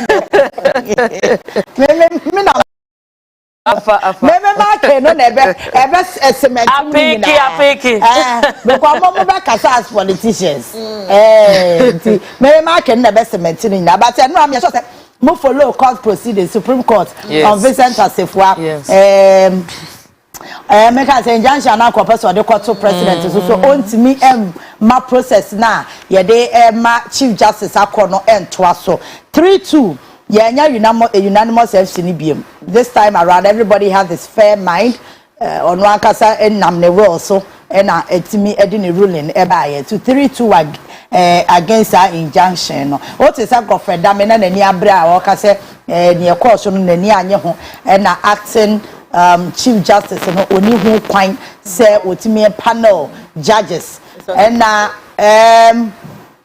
Deputy Attorney General, that was Honorable Srimsai. On also HRM mu say emrane ma ho kwan. Omo ye omo argument ni we na just fall flat na was omo to aso. Omo to aso na say court no Supreme Court has dismissed case no. Me sure say the bonus so follow one ko bi. Career exhibition. The mo make quiet day. Okay, all right. And only young can want some more. Ruling good. Na yeah. The mama one can want some crank. Can you do a cran anime when media? MPP demonstration no more coin. Omoko as MPP for an Ghana for. And here one question. 2. Omoko day. What was your objective? Okay. Na demonstration na MPP for coin no sebi enyo mani wu MPP party opposition party no Ghana your political system no I yet to say the moment you go to opposition no I say we protect Ghana interest first but when no MPP for in opposition no protect their self omankasa omo ho because of money power. They assume say all the time no money say what power. Omuna say you can be a Ghana like a year. Omuna mo ye bibia a year. And nothing na me bisa say demonstration no. Omuko ye the what was their aim? And omuko at Ghana for somehow omu Ghana for omu ti omu ya. Ghana for and no man koye momo Ghana for monti omo ho asese CJ you see chief justice on kwatranche anase omo ko say political party ayen ho a ye ko protect obi a obe protect ye kro no ho when them demonstration can say MPP for ko anka ye beti ase galamsey demo oh wale yeah. Now they want Debbie. They went as a political party. They didn't go as Ghanaians, your interest. Okay. Then come call Galamsey demonstration. And Kayabeka say, oh, you sure essay. Yen Sasia essay. Yanama Sisia Omujani Quecha Yen Remunamon Reno. Mako demonstration. Any foreigners or mobile your chrome have fire good dear. No. More protected. I don't know. It makes sense. A classroom. Now, you want about the country at Galamsey demonstration on Wanko. How we when you say, okay, placard by 2,000 man is on Concosia when no be answered. When you say, Nechi. What about the country on Wanko, or when you when you are with your me? Galamsey nominate to. Nayanko Nayankasi enjoy to. Nemom. Chief Justice now oba protecting omo after prosecuting them from say omo to Galamsey no omo ko protect Chief Justice no mom enti wan hu ade no okay any bre any interest nko ano baby e wo okay Chief Justice no oba protecting omo no we save omo from corruption any prosecution ne there omo akodemo so abasing kofo afi winiba any the various constituency so omo nko demonstrating na mom Galamsey na say asase say yensuo no ma yare make ni ma yare eno de omo anko wait must you have Ghana at heart na ya for the first time Ghana omo demonstration at tear gas anto etu ensu hot water anto for the first time now the Dan MPP government address. So for demonstration, you will come when you see it. And people run for their lives. And so now we are Ghana for. And so now it was their right. So we be demonstrating. Okay. Omo two tear gas, two hot water. But this time, a BNC, and no the media ni hunka. Say at least for the first time, no, Ghanaians, they've given us our will, freedom to walk freely, to shout, to say whatever they want to say. Now, they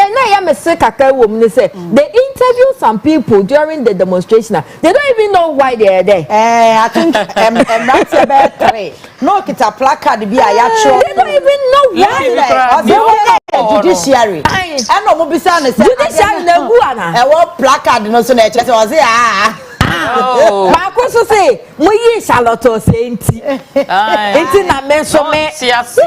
get it.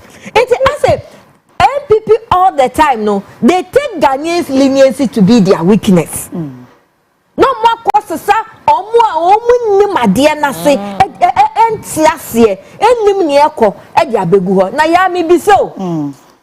Chief Justice appointment, say a presidential appointment. Yeah. Na president abana me see me yi na dia na woka. But they have kanesa. A political appointment. It is a politician aba fufra abana o see me yi wa. Enka wo bibika. Ka woni bika under normal circumstances no. So far as it's a political appointment, enye by merit o deserve it. Wa ye adwuma wa serve ya che. Enti ye di amano no. Now, a year political within 4 years, you are appointed as Supreme Court judge. Now, within 4 years, now what's up a year Chief Justice? Not just say a year favoritism. A year by political way, and another political party. But now say, who political party you men pen? No, men am was when I'm a pay. In Kaya, yeah, say. And Kaya anyhow, and Kaya Simbian or me says a son corner and Kasimbian ho. But going forward, you know, ya so ya emwaye nyina. Into constitution na a man who can say yes a president and appointed chief justice ya omuntwem. Okay. Review constitution no na enye to say some committee body bi omo be hwe nipa no records. And then the competency and sign on my appointing no. And no say nke wa ho sa de a and anka ye be ka say ye wasem ka. Yeah.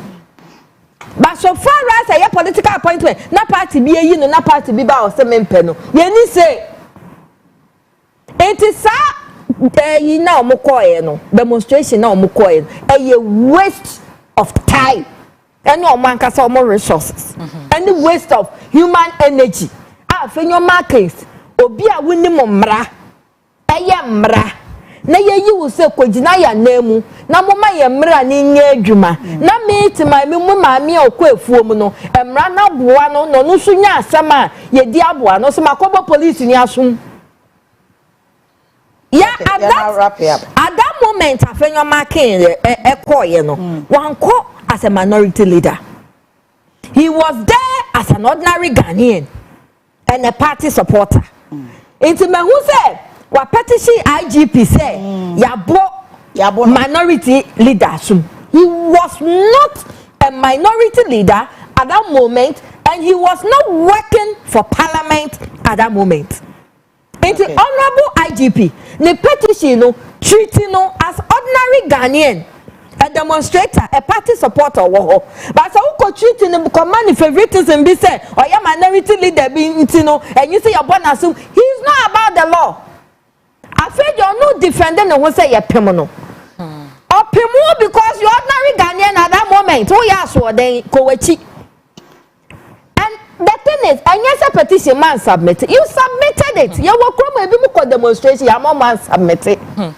Yeah. Enti ya mami nkanra nsafua ruling no mo wrap up na me ko ruling na ba ye no ama demonstration na aye beans ruling no 5 judges na etna so no 5 judges na were appointed by MPP. Thank you. Under President Akufo-Addo ba ko pe na ye under Akufo. Yeah. Meboa. Yeah. Ba ko pe Justice Bonny. And two, now who appointee omo no abeka Justice Bonny ho and omo ruling against the petition.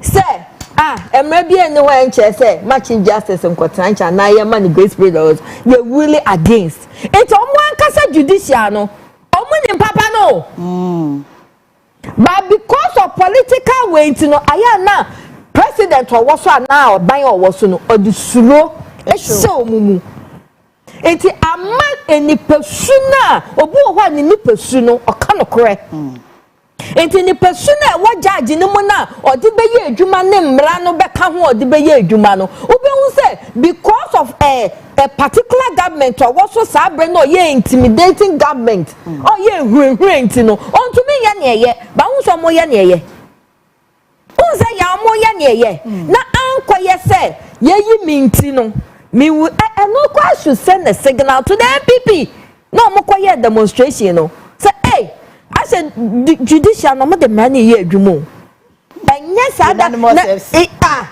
de mra ne ye adwuma ye omodie but sisi an omo aslape and it's a very good sign to me though it was 3-2 no so omo akasa judges omo do omo call ye no omo judges omo do omo call ye no oh judges wo ho nyina were appointed by Nanado Dankwa it is a young man penyaba no no so meyi governor odi onyi bi kranka ho odi until say your constitution no ye be review no no maybe ebe ye adwuma ma ye na esisi so ama ye either than that say be your political appointment pa dia okay na say a new government ba no say we appoint kwa we say I say confanochi issue we CEO na okono o me obo adwuma de obo ba won say party takes all syndrome no yeah a continuation of project any hidden abilities competency won conforming yen to me fan to aso nya adwuma mboa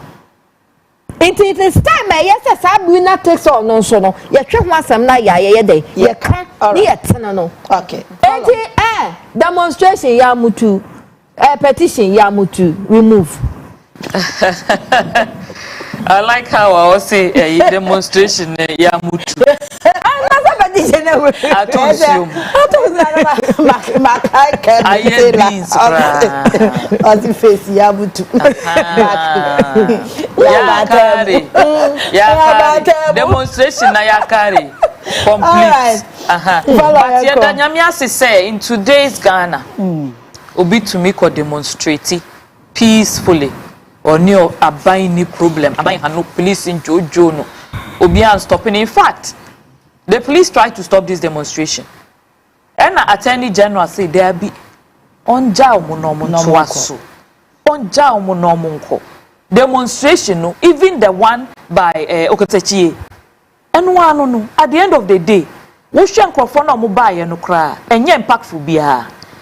If this is the number of people within the MPP at this time almost almost holding government to account, this is the number of people they have, then it's very worrying. And me very because numbers me expect to say me hundreds of people, thousands of people. And you're gonna for the koi. Me sure more me impact of demonstration. When you go kasanso I know na any social media you very embarrassing. Omu nim ni omu koye wo hokra. Obi china ho no omu bisa question na ototo papa so. Why you confused? Yeah. The whole demonstration was confused. Me dem show demonstration na me say na a career day exhibition. Because o show say no career day exhibition. And demonstration. Any demonstration. Demonstration kakra Kenyan go.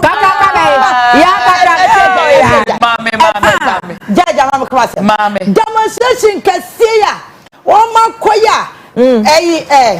Now we should tent ne pa. Unza wote so. Oh. Asem na choku. Demonstration no paying fair. Any pa no mo yo mo je bi wo baby ana. Because ni ewu ya no mo ani. Enipa ni yeso mo wie ya no mo koto aso wo Afeyo Market constituency in the same atade over the MC no mo yin. Atas no mo hye na me some madam say atas yi kro mo ko fafiri hifa. O mo hye surgical gloves so se den wunhu ni o mo de kata o mo ti no mo ears nyina no mo hye ayi balloons bi red balloons bi egu o mo ho no mo de ko. It is, look, governance is not a joke. MPP, please, munye serious. Mo pese mo be criticizing government, hold the government to task. This is not the way. So far, mo efforts ni very, very abysmal, you know. And the fact that we are allowing you to peacefully demonstrate, Krano, it should tell you something. Next time, Ghanaians yamadum na Mosambe krum ha, you should know how to conduct yourself because niamu be ye de. Nkrofo demonstrate na mo achichi omo akoshe prison. Omo de nkrofo ko share nsawom. Omo de nkrofo share different prisons. For days no mo fidi omo mpo. Obi nso hye hona ne parents ne nkrofo kura nim se omo demonstration omo behu bebi omo de na akoshe mpo no makoma na edwane. That is the era of terror we are coming out of. MPP for near mobile ye dear. It was too much. Mube tre biankasa wo krom ha. Enti na Ghana for punish mo. I say 41% na munyaye no. You want na say engine ho say. Omo ka 38 na etimi sure mo no man ka say promote ya man ka 41. Say officially dear. Yeah, me 41. Officially near Jean Mensa de Mai tray no say 41 ti ye be can say. But nkrofo say real figures near 38. Inti sa figure na shebwa the West lost in election mun lose sada. But ama want na say anya reflection and dream will say ye ba ye anya de. Inti how can we improve? Mun dream ho. Mun de nam na mu blow hot air.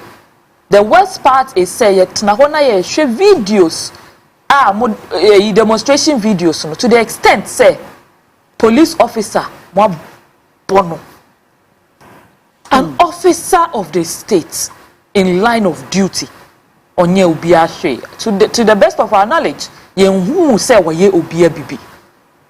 Any accusation that is coming there mo na mo say mo ma ye evidence but mo ni amoye ne the evidence no wo ho clear. Say niamu ye in power no, it wasn't enough. In opposition, mo pese mo be slappy bobo nkrofo. After mo ko boom ho thank you turn no. Mo be visit the same wrath on Ghanaians. Ya eti baby dwen ye ho, ye pa mo chow. Ye mpesa confusion no wa Ghana ha. Ye mpesa life no e wa Ghana ha. Ye pe law abiding citizens in this country. I see say wako petition Speaker of Parliament.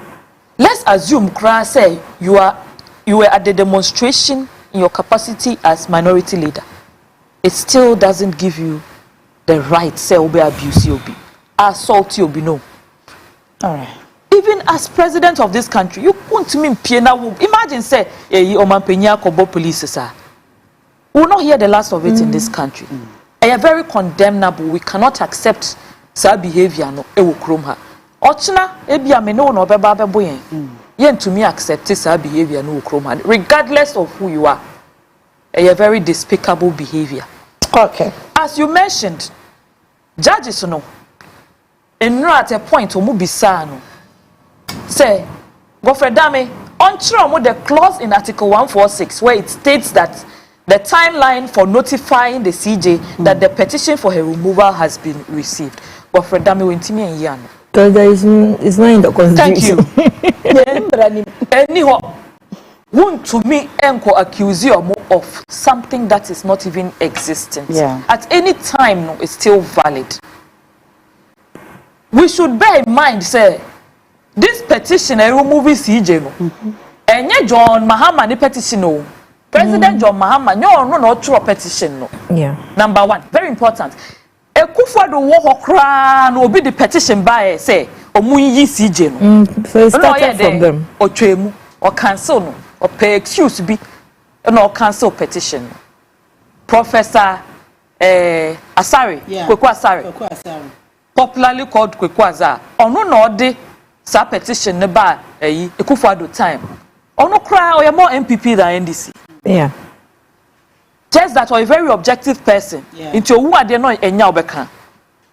But or MPP man. On no petition so when you see no due to certain wrong things awaye. Share Chief Justice your laws ni mu say otu kwan a oni ne bodyguard back ene to me call. Or to me the one person to kwan which is the bodyguard. Yes, CJ, one of the issues against her, they say, oh, too quiet. No. One funny bodyguard of Nikunu. And also, find a mammy. eka ne ho edi tu kwan na okọ no wonim ne otua for all of them aban Ghana ene etua wakoto business class tickets wasama mu per diem chese every day mu tua mu aban ene etua mu ne kunu ne nkola they are not even government workers wodi omo akọ ye tua ticket ye tua mo de wakoto expensive ticket into at a point over 2 billion eno mu di that family nkwa ho. How can you abuse office like this? Just because who are power ka cranty who person who abuse power Ghana for sika yen to me and money nye okay say obi because of what the government office inti now to me waste government sika sadie dey be and to me nye ye wo krom ha. And now President Mahama or receive a petition nso. Constitution no e say petition no or so forward it. On forward the Nkoma Council of States. Wrap it up in 2 minutes. Then from there, no, a committee will be empaneled. Okay. Nini we do so. It's not up to him on taking any advantage of any law. It's got nothing to do with him, and he has put it through the right process, say, and moving forward through the right process. Economic catch said they be. See, genuine to me, because of this and that. Fine, no, you know. Now, I'm going to recommend this to say, as the president who is serving the people of Ghana, and no, and obey. Okay. Yeah, maybe so. Oh, just a minute. My time as well. Who is myself? You see, MPP for demonstration, or more petition, or more. I'm a media casemua. Is that no baby? And I know she really micro minority. And you see, yeah. Because almost see. And it's baby, I'm agree. Me point, sir. Market president. Wapon. Oh, me market. Can't say it's okay. The Wednesday, be I make cool. When the money for me, make cool. But yes, sir. 3 hours. Hey! And I get back answer. What you are coming in your bed. Also, to